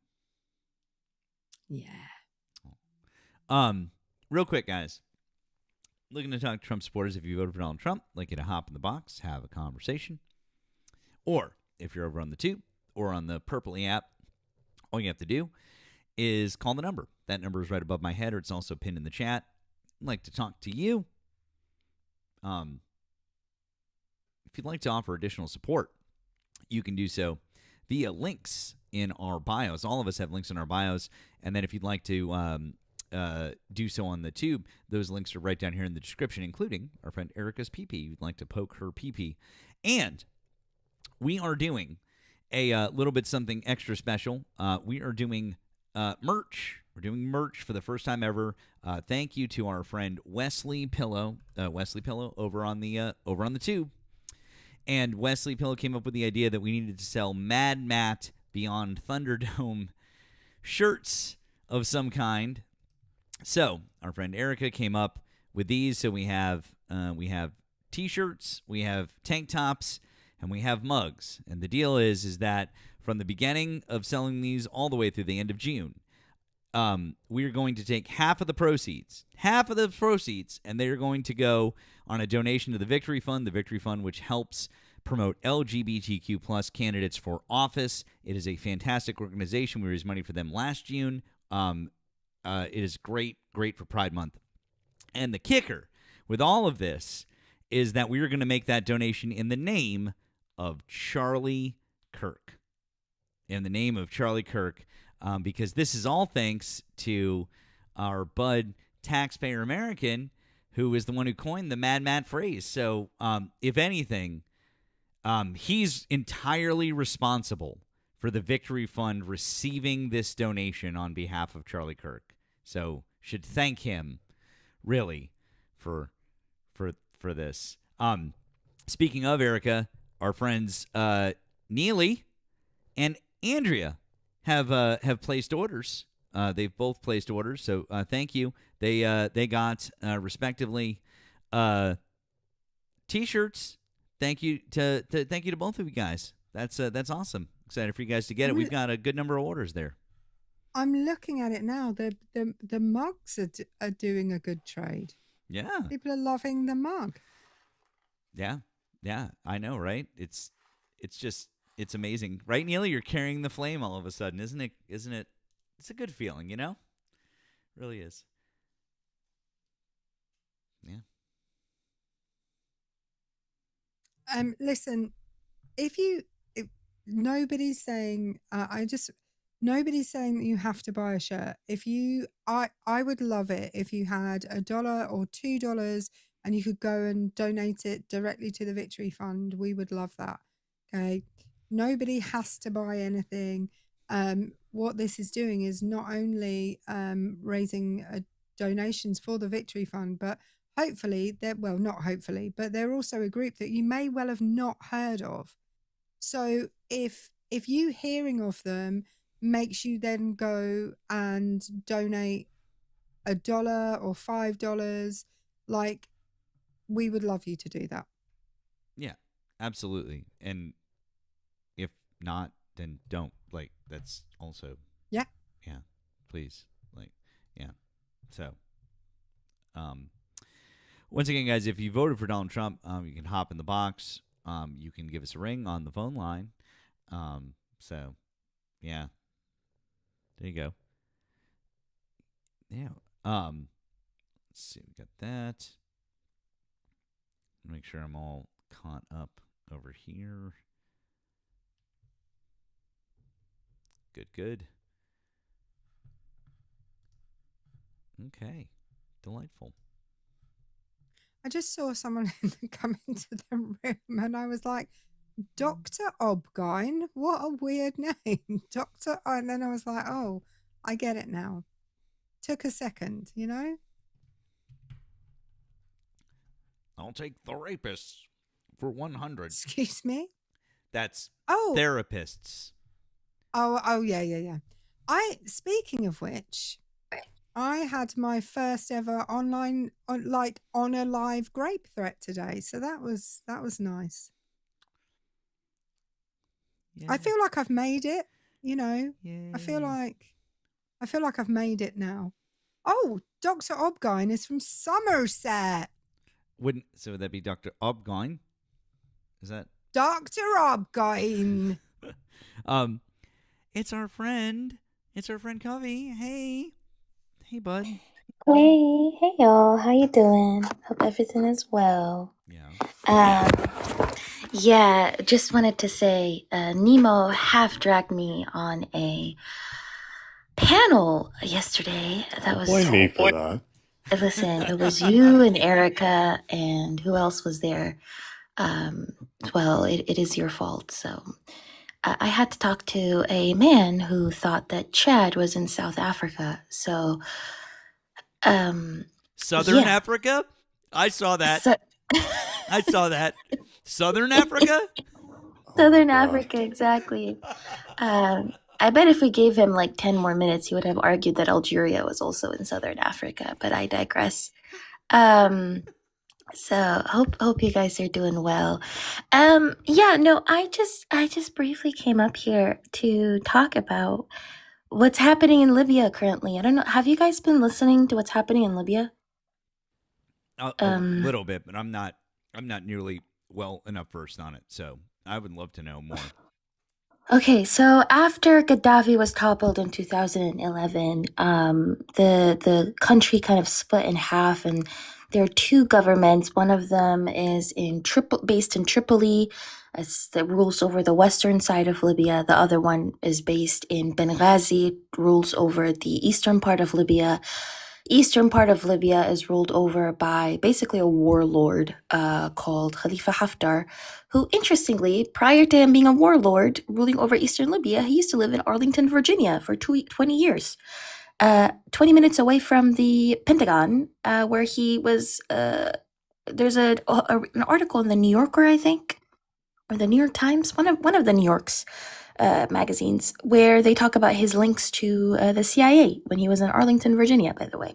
Anyways, he went back to Libya in 2011. Now he rules over half of Libya, eastern Libya. His name is Khalifa Haftar.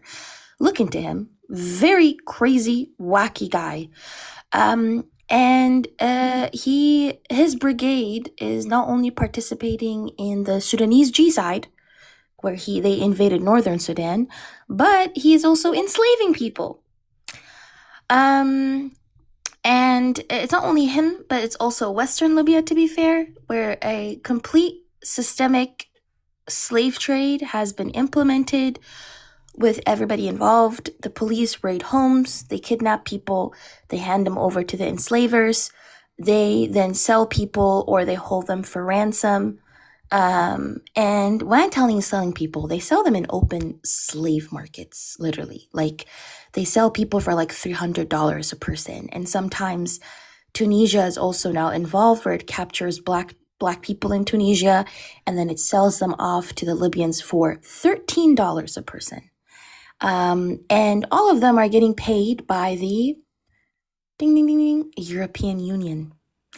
And the reason as to why the European Union pays them is because the European Union does not want any more asylum seekers. So what it has chosen to do is, instead of stopping to destabilize countries in the global south and in Africa, it has now chosen to pay North African countries to enslave people.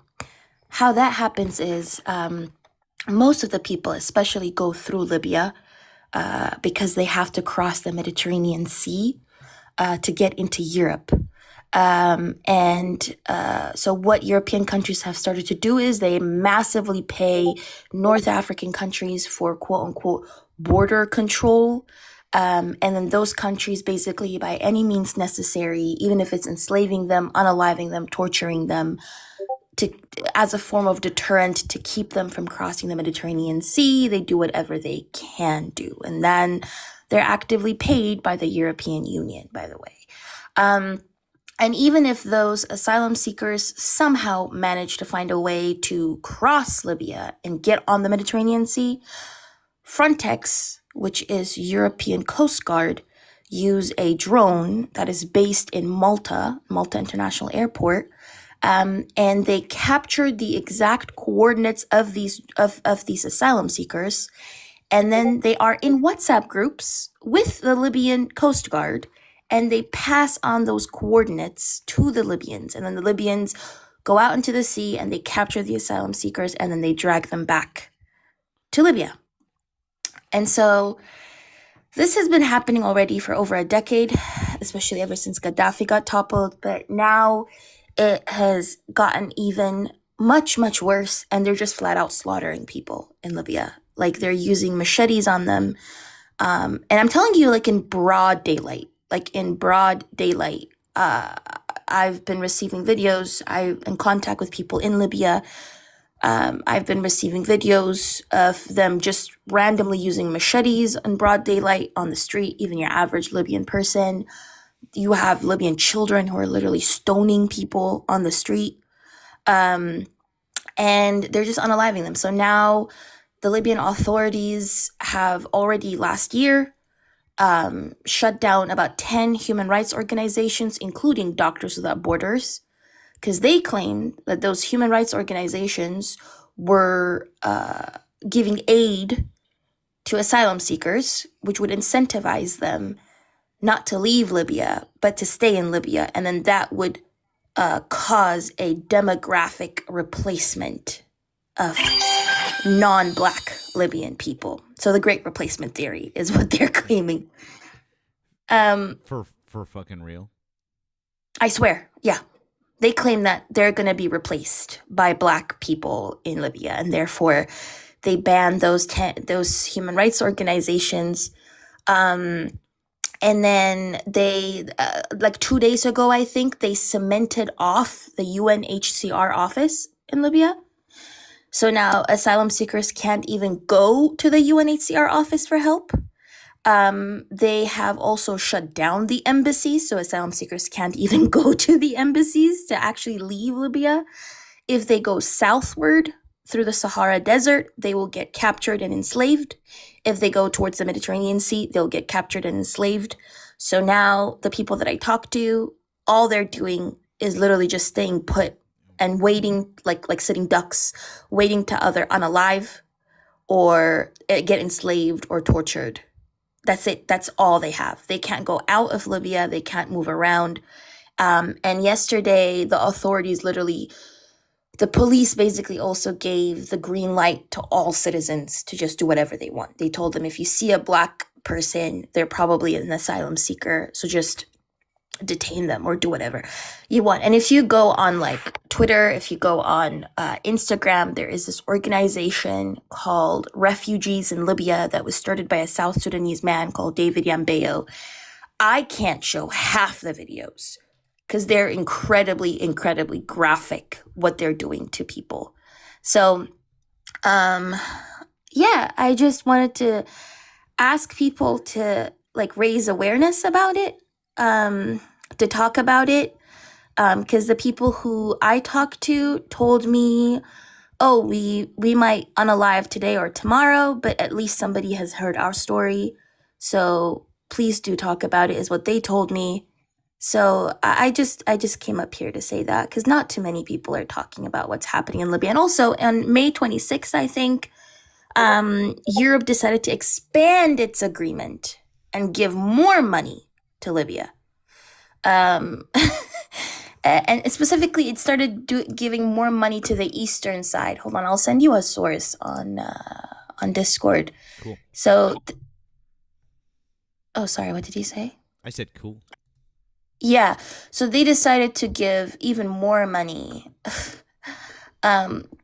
now to Libya, specifically to eastern Libya, which is, by the way, to help you understand, Khalifa Haftar is like, the leader of the RSF Hemeti, who's in Sudan. So Khalifa Haftar is like a successful Hemeti, basically. He's a warlord who rules over eastern Libya. And now they have decided to expand. I sent it to you. State Watch is a really good organization. It's an organization that basically kind of investigates and keeps an eye out for documents that are being circulated in the EU Parliament. So laws or agreements that are about to be passed, policies and all that stuff. And this was a recent article from May 29th, I think, where they talked about how the EU is planning on expanding its agreement with Eastern Libya and paying them more money, basically, because they're clearly very satisfied with how the Libyans are handling the asylum-seeking, quote-unquote, problem. Wow. This is wild too, and they've got they've got the receipts and everything, the documents from the EU and everything like that. Wow. Yeah. State Watch is an actual official organization. Like they do such a good job. But yeah, no, it's a mess. And like if you see the videos, like, oh my goodness, like yeah, the people I was talking to, it was so bad. I had a woman who had just given birth like a week or 2 weeks ago, and she was now stranded, and like she had like infection due to giving birth, and she wasn't able to even get treatment. She was just like soaking in whatever they could soak her for the infection. Like it's really bad. Like yeah, I don't know. It's so bad. Like, oh, and they told me that, like, to show you, to illustrate the depravity of what's happening there, they told me that they threw a woman and her 1-year-old toddler down a manhole and just left her there. Yeah, Matt, it's so bad. I don't even know how to explain it. They threw a 1-year-old and her mother down a manhole, just left her there, just abandoned her there. Like there was this one man who I talked to who claimed that him and his sister, like he heard the story of of a man and his sister, they got caught by the Libyan authorities, and him, in his attempt to protect his sister, told them that his sister was his wife because they usually grape women there. And the authorities then told him to grape his sister, and they watched. They forced him to be the perpetrator. So that is how bad the situation is. And it's all online. Like there are so many videos of them literally using machetes and all these stuff and injured people. You see Sudanese refugees, you see Eritrean refugees. Like me, my cousin was enslaved in Libya a couple of years ago. He probably unalive. We don't know where he is, but that's what they do. They capture somebody. They tell you pay $9,000 or we're going to sell them into slavery. And then if you don't pay in time, they get sold into slavery. And then they go and work as a slave in a construction site on a farm or so whatever it is, right? So all I'm going to say is please talk about it to everybody who's here. And yeah, I don't know, maybe call your representatives about it. Contact the Libyan embassy. There's one in Washington, D.C., if I'm not mistaken. Give them an angry phone call because what they're doing is barbaric, genuinely. Well, can I say as well, Curry, if you live in the EU, I don't anymore, but there will be people in here who do live in the EU. Contact your member of the European Parliament and ask them what the fuck they're doing. That part, you definitely would have some power there, especially if you're an EU member. You call your people for sure. That's an excellent point. Yeah. The only problem is the EU like knows what it's doing, by the way. They're very much aware of what's happening. Von der Leyen herself has on multiple occasions they've just continued making agreements. They've made agreements on not only with Libya, but they've made agreements with all North African countries. Hence why there's literally a slave trade in Tunisia, there is a slave trade in Egypt, there is a slave trade in the Sinai, especially there was a report that was released by Human Rights Watch in 2014 called I wanted to lie down and die, talking about the slave trade there. In Algeria, they're actively taking the people and throwing them into the desert, even the children. There's just enough videos of this, by the way. And the EU is very much aware of this, but they're satisfied because them doing this has decreased the amount of people who have crossed the Mediterranean Sea. Do you know how many people unalive in the Mediterranean Sea in the past 10 years, Matt? No, I Because of these don't, policies? actually. No. How many? In the past 10 years, 200,000. Yeah. So the Mediterranean Sea is the most dangerous refugee route in the world. And according to, even though IOM, which is the International Organization for Migration, officially says that it is 35,000, I think, is what the official number is. A couple of days ago, the president of the Italian Red Cross, he came out and said that is an underestimate, that the actual number is 200,000. So, yeah, hold on, I have that. That's wild. That's a crazy number. Yeah, 200,000 in 10 years in the Mediterranean Sea. And this is all the EU's fault, by the way. Wow. This is all the EU's, what it wanted to do. You know how, within the US, there's ICE, and within the EU, there's, Frontex. And not only does Frontex, which is European Coast Guard, do that shit, but it also has kind of outsourced that to North African countries. But yeah, it's a mess. Sounds like it.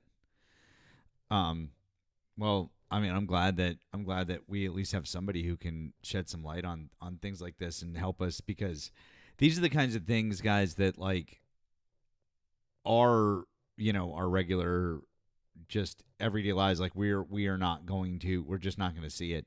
It's not going to come to the forefront of any of our regular news media. And I will be the first to admit that even though I was oh yeah, I'm kind of aware that there's a thing going on, I didn't know 75% of that. And I even consider, I consider myself to be pretty in the know on things. And yeah, I'll readily admit that a huge chunk of that I didn't know. So otherwise, how do we find out about these things? This is why we need alternative alternative media sources and different things like that. It's why it's important to read world media sources. This is why I like to read the BBC. I like to read One World News or 24 or Al Jazeera. I mean, that's why it's good to use those news sources. We know the ones that are good domestically, but it's good to expand yourself outside of our sphere.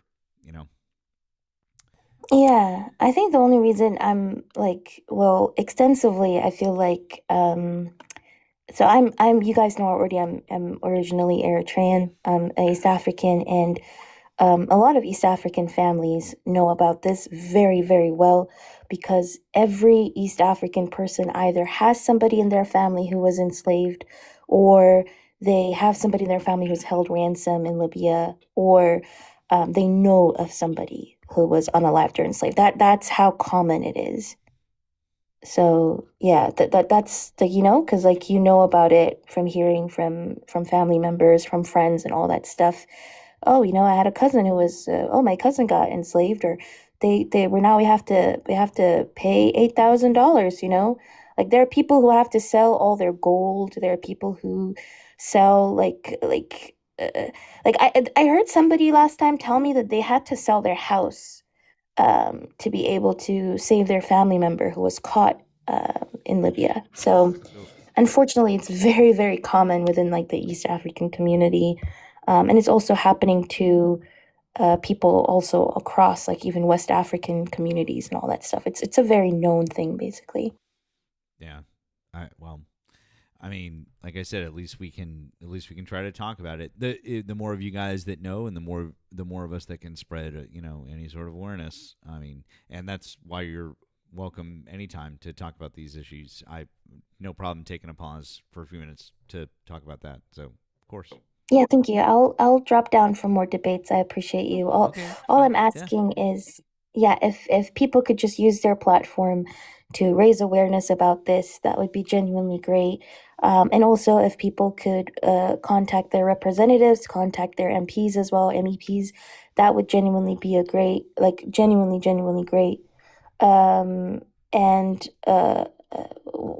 one more thing I would say is just contact like the Libyan embassy as well. Like, show them how angry you are, because they really, like, genuinely, it's disgusting. Like, it's actually, like, if you watch, and I'd highly recommend you guys to like watch the videos as well, if you can stomach them, that is.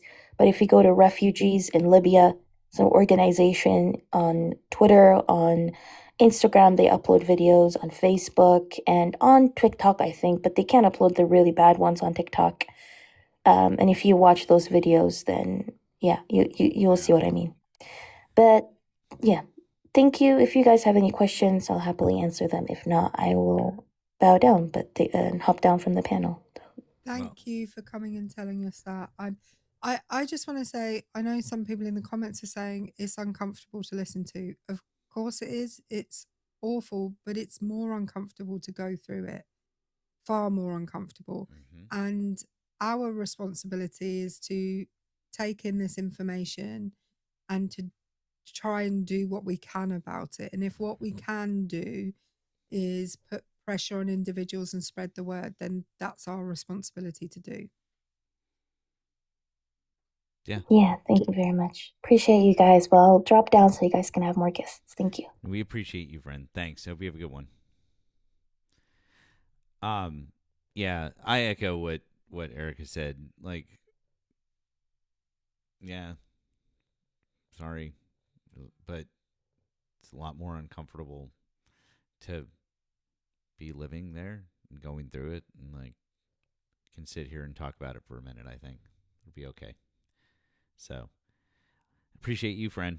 Appreciate you. So, anyways, let's see. Do we have any Trump supporters?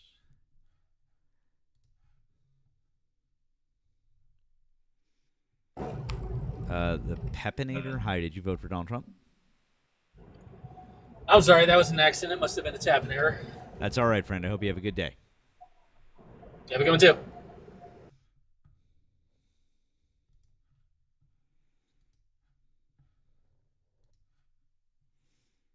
Hey, speaking to the king.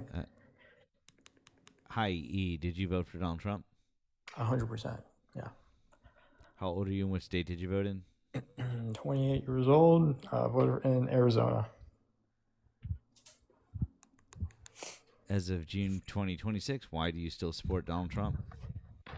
Well, I kind of see what's going on. What the next thing is coming about, which is technology, is AI. And he is taking initiative in that. He's saying, hey, we got to be the world leaders in this. And so he's creating all these data centers around the United States, man. And I like that. I like taking the initiative in the next revolutionary phase of history.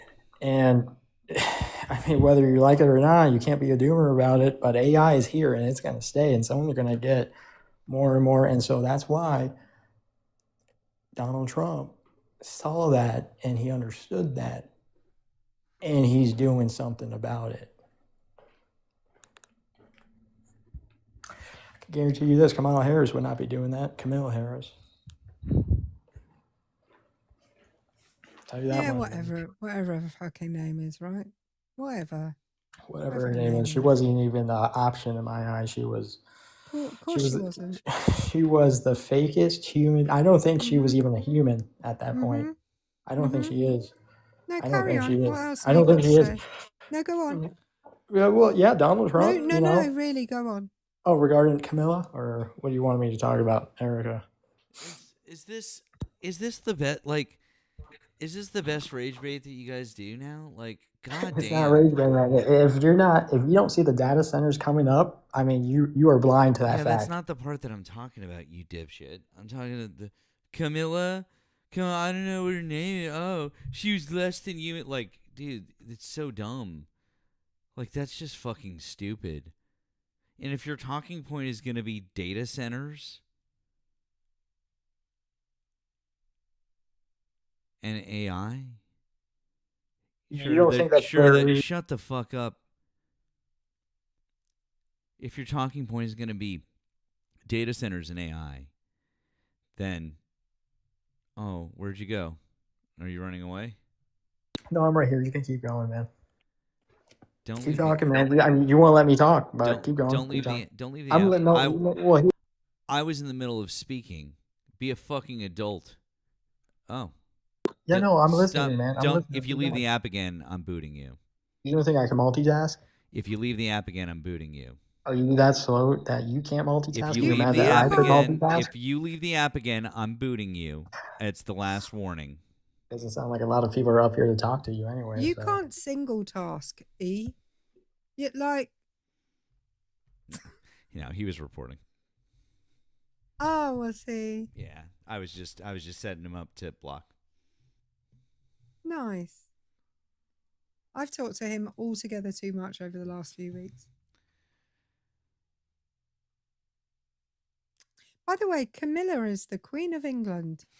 Just so we're aware. That's who Camilla is.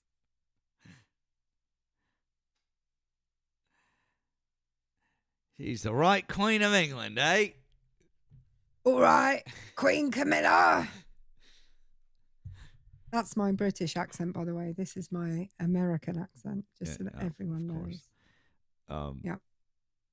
Over on the tube, thank you to Securitron for the $20 super chat. It says, you should do a shirt with you as Burke, Erika as Ripley, and Nemo as Bishop or Hicks.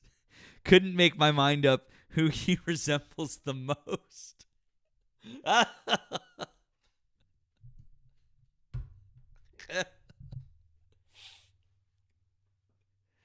They got a point, guys. They got a point.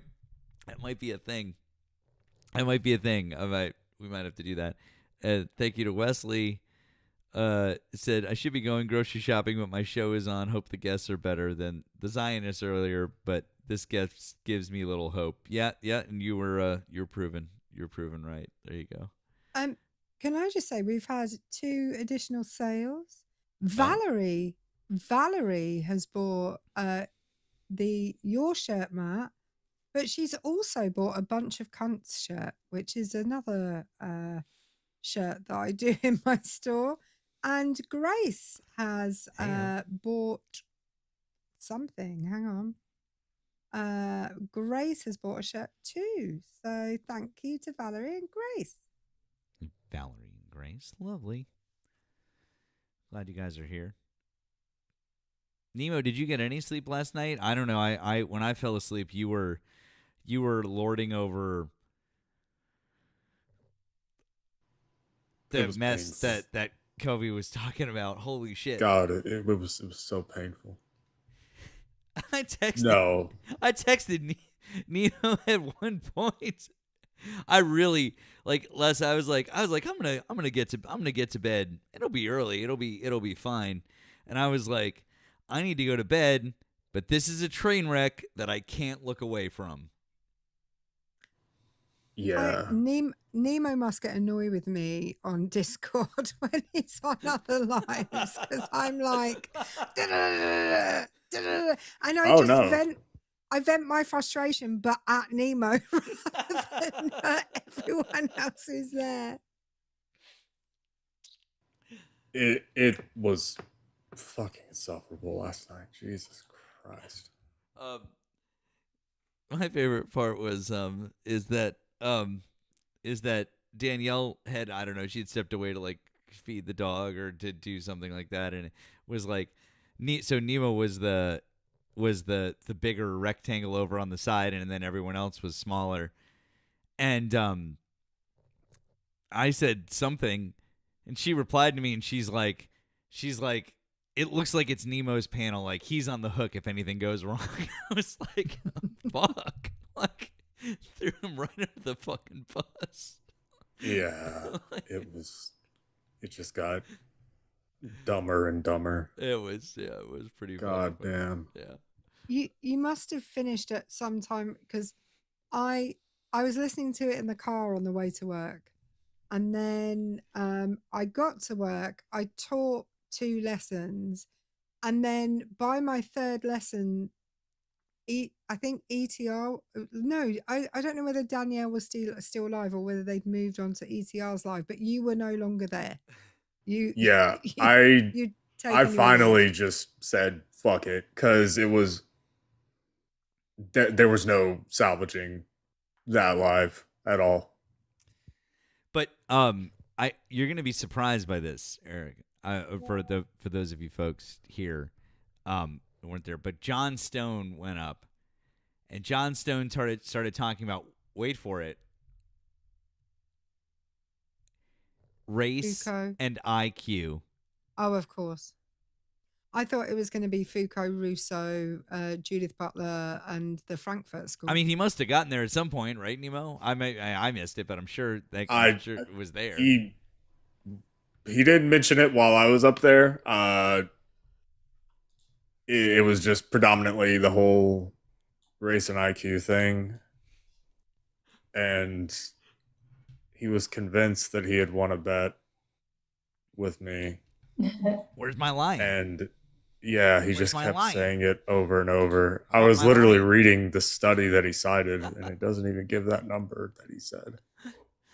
Oh, Jeffrey's just bought a mug. Thank you, Jeffrey. Thank you, Jeffrey. I know people don't usually watch me as much on Tuesdays, but he called on Tuesday and he just got trolled. Wait, he called again? This past Tuesday? Yeah. God damn, I missed it. I'll find the segment. Oh man, that is for those of you guys who haven't seen it. There's a tube clip on Ari's page of her and Jovan doing. She's in office. You're like a real person. You're a real girl. You're a real girl. But there's a segment, I don't know if you guys haven't seen it, of her and Jovan absolutely dog walking John Stone. Like, it is one of the most satisfying things I have ever seen. It is so wonderful. I have watched it at least twice, if not 3 times. Strongly recommend on the tube. Just go to Ari's page. Just fucking amazing. Please, if you enjoy watching John Stone look like a total dipshit, go watch that clip. It's one of the best things I've ever seen. Yeah. Yeah. Anyway. Still doesn't understand social constructs. Ooh, nice. I've not seen that yet. That's fun.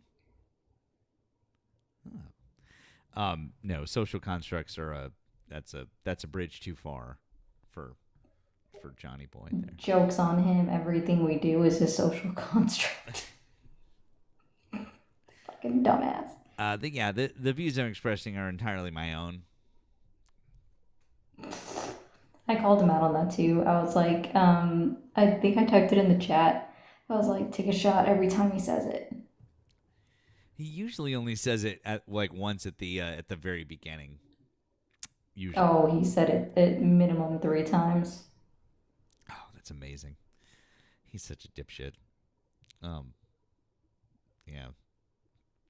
Anyways, it was fun. Also, Nemo, I don't know who that other person was below him, like Commander or something, or somebody.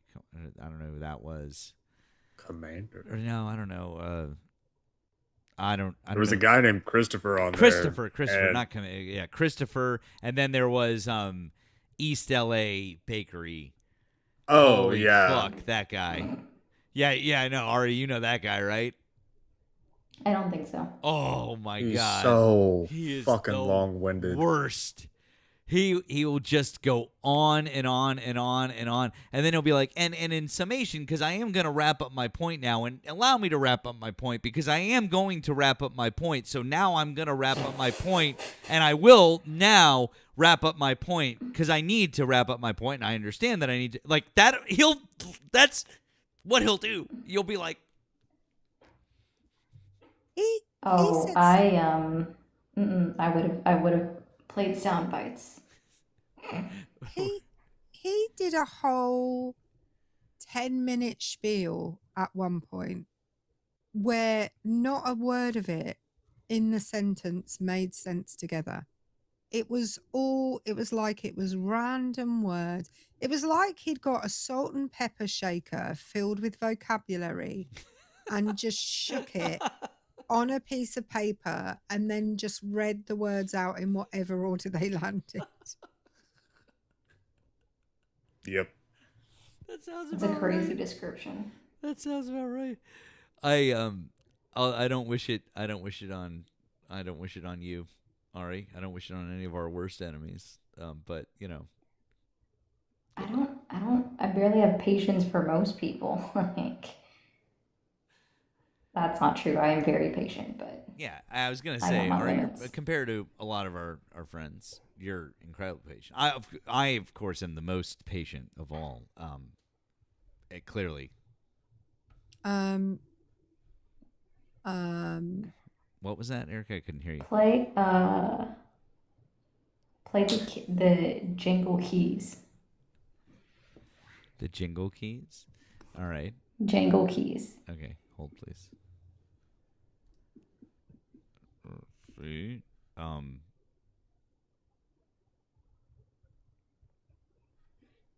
Like jingle my keys for you if that's what your like 30 IQ dumbass needs.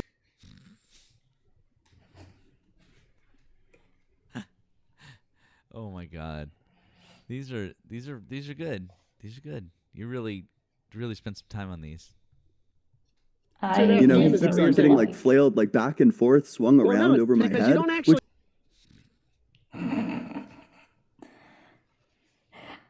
Yeah, those ones are all Ian. Yesterday I just got to the point with one person where I just was cycling through them and just playing them. It's amazing. I was like, I can't. I'm done with this person. Oh, they are funny. They are fucking funny. Y'all are asking questions. 1 second. Oh, not the right app. This one. It is. I'll type it in the chat. Got.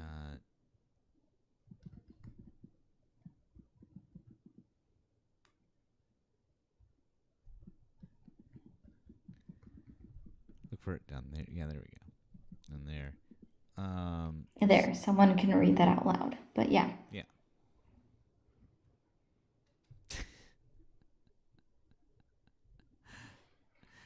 MAGA racist scholar's own source proves him wrong. Over on the tube. I love that one. Why do I choose the depths of hell for Aussie times?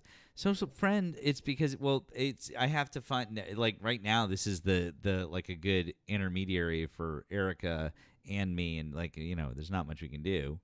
And then I do the nighttime with Nemo. I assume that's maybe a little bit better for you. So. Yeah, unfortunately, we in this country are literally the opposite times to the Australians. Hashtag blame Erika. Yeah, so everything is my fault. I think we know, as the chief colonizer on the panel, everything is my fault. God damn.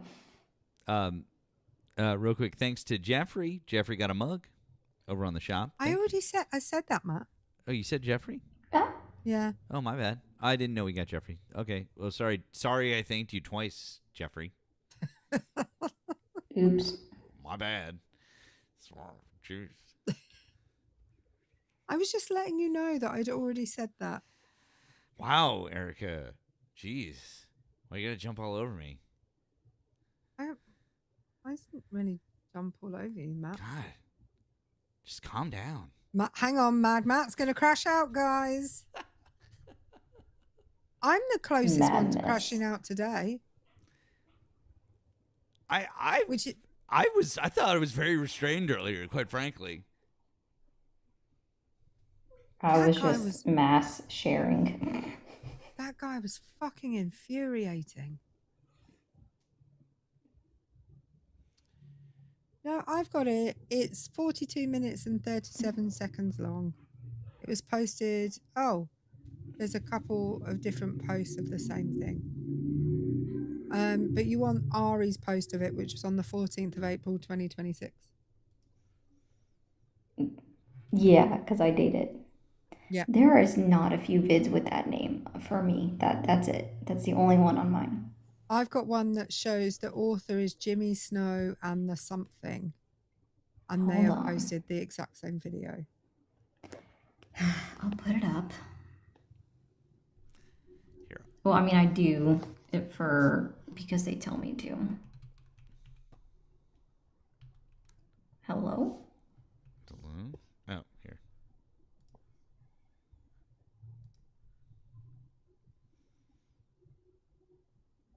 It's that one. It's this.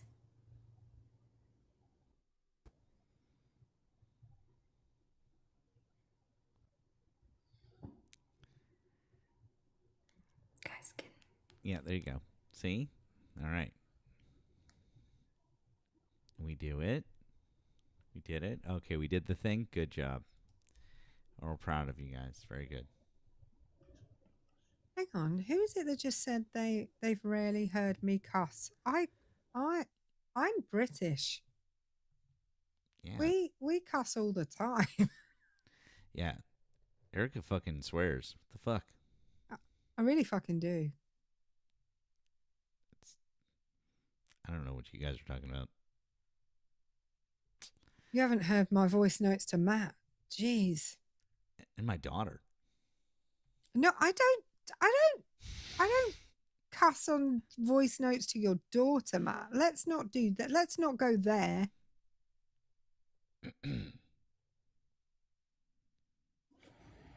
Okay. I think you know what sound I want. Fine. Hold on. I haven't added it yet to the. But we will. Are you ready? Yep. Yee, yee, skirt, yee, yee, skirt, skirt, skirt, roll up, yee, drop that, yee, skirt that, yee, pop that, yee, hey, hey, hey.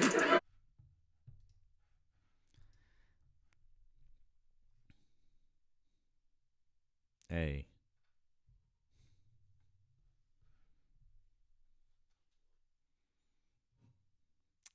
Wow.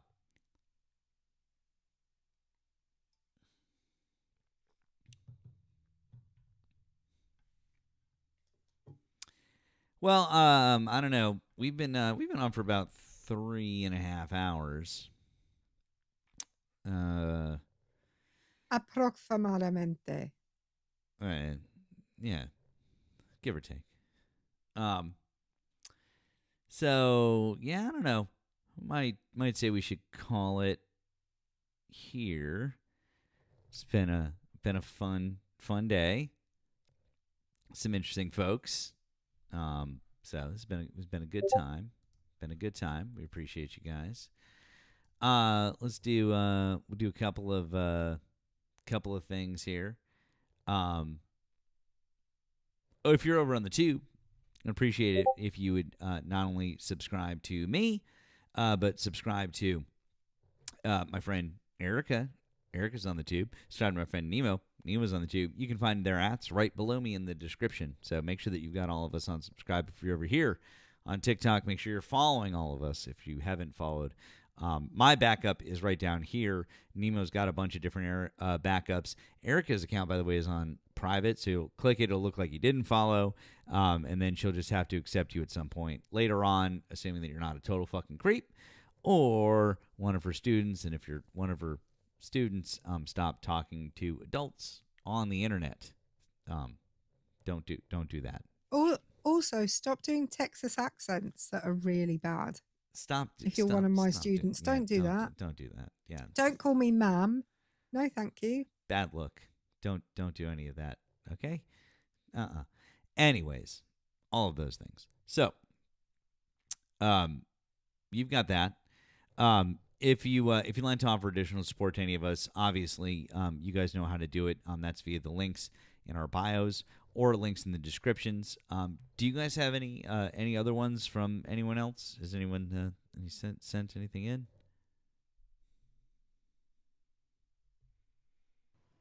Nothing for me. Okay. Zip zilch nada. I'm just checking. Oh, Jacob just bought a mug. Thank you, Jacob. Appreciate Jacob's that. live. He won't hear that. I just got a notification. So we've done all of those things. Erika, you. Yes, Matthew.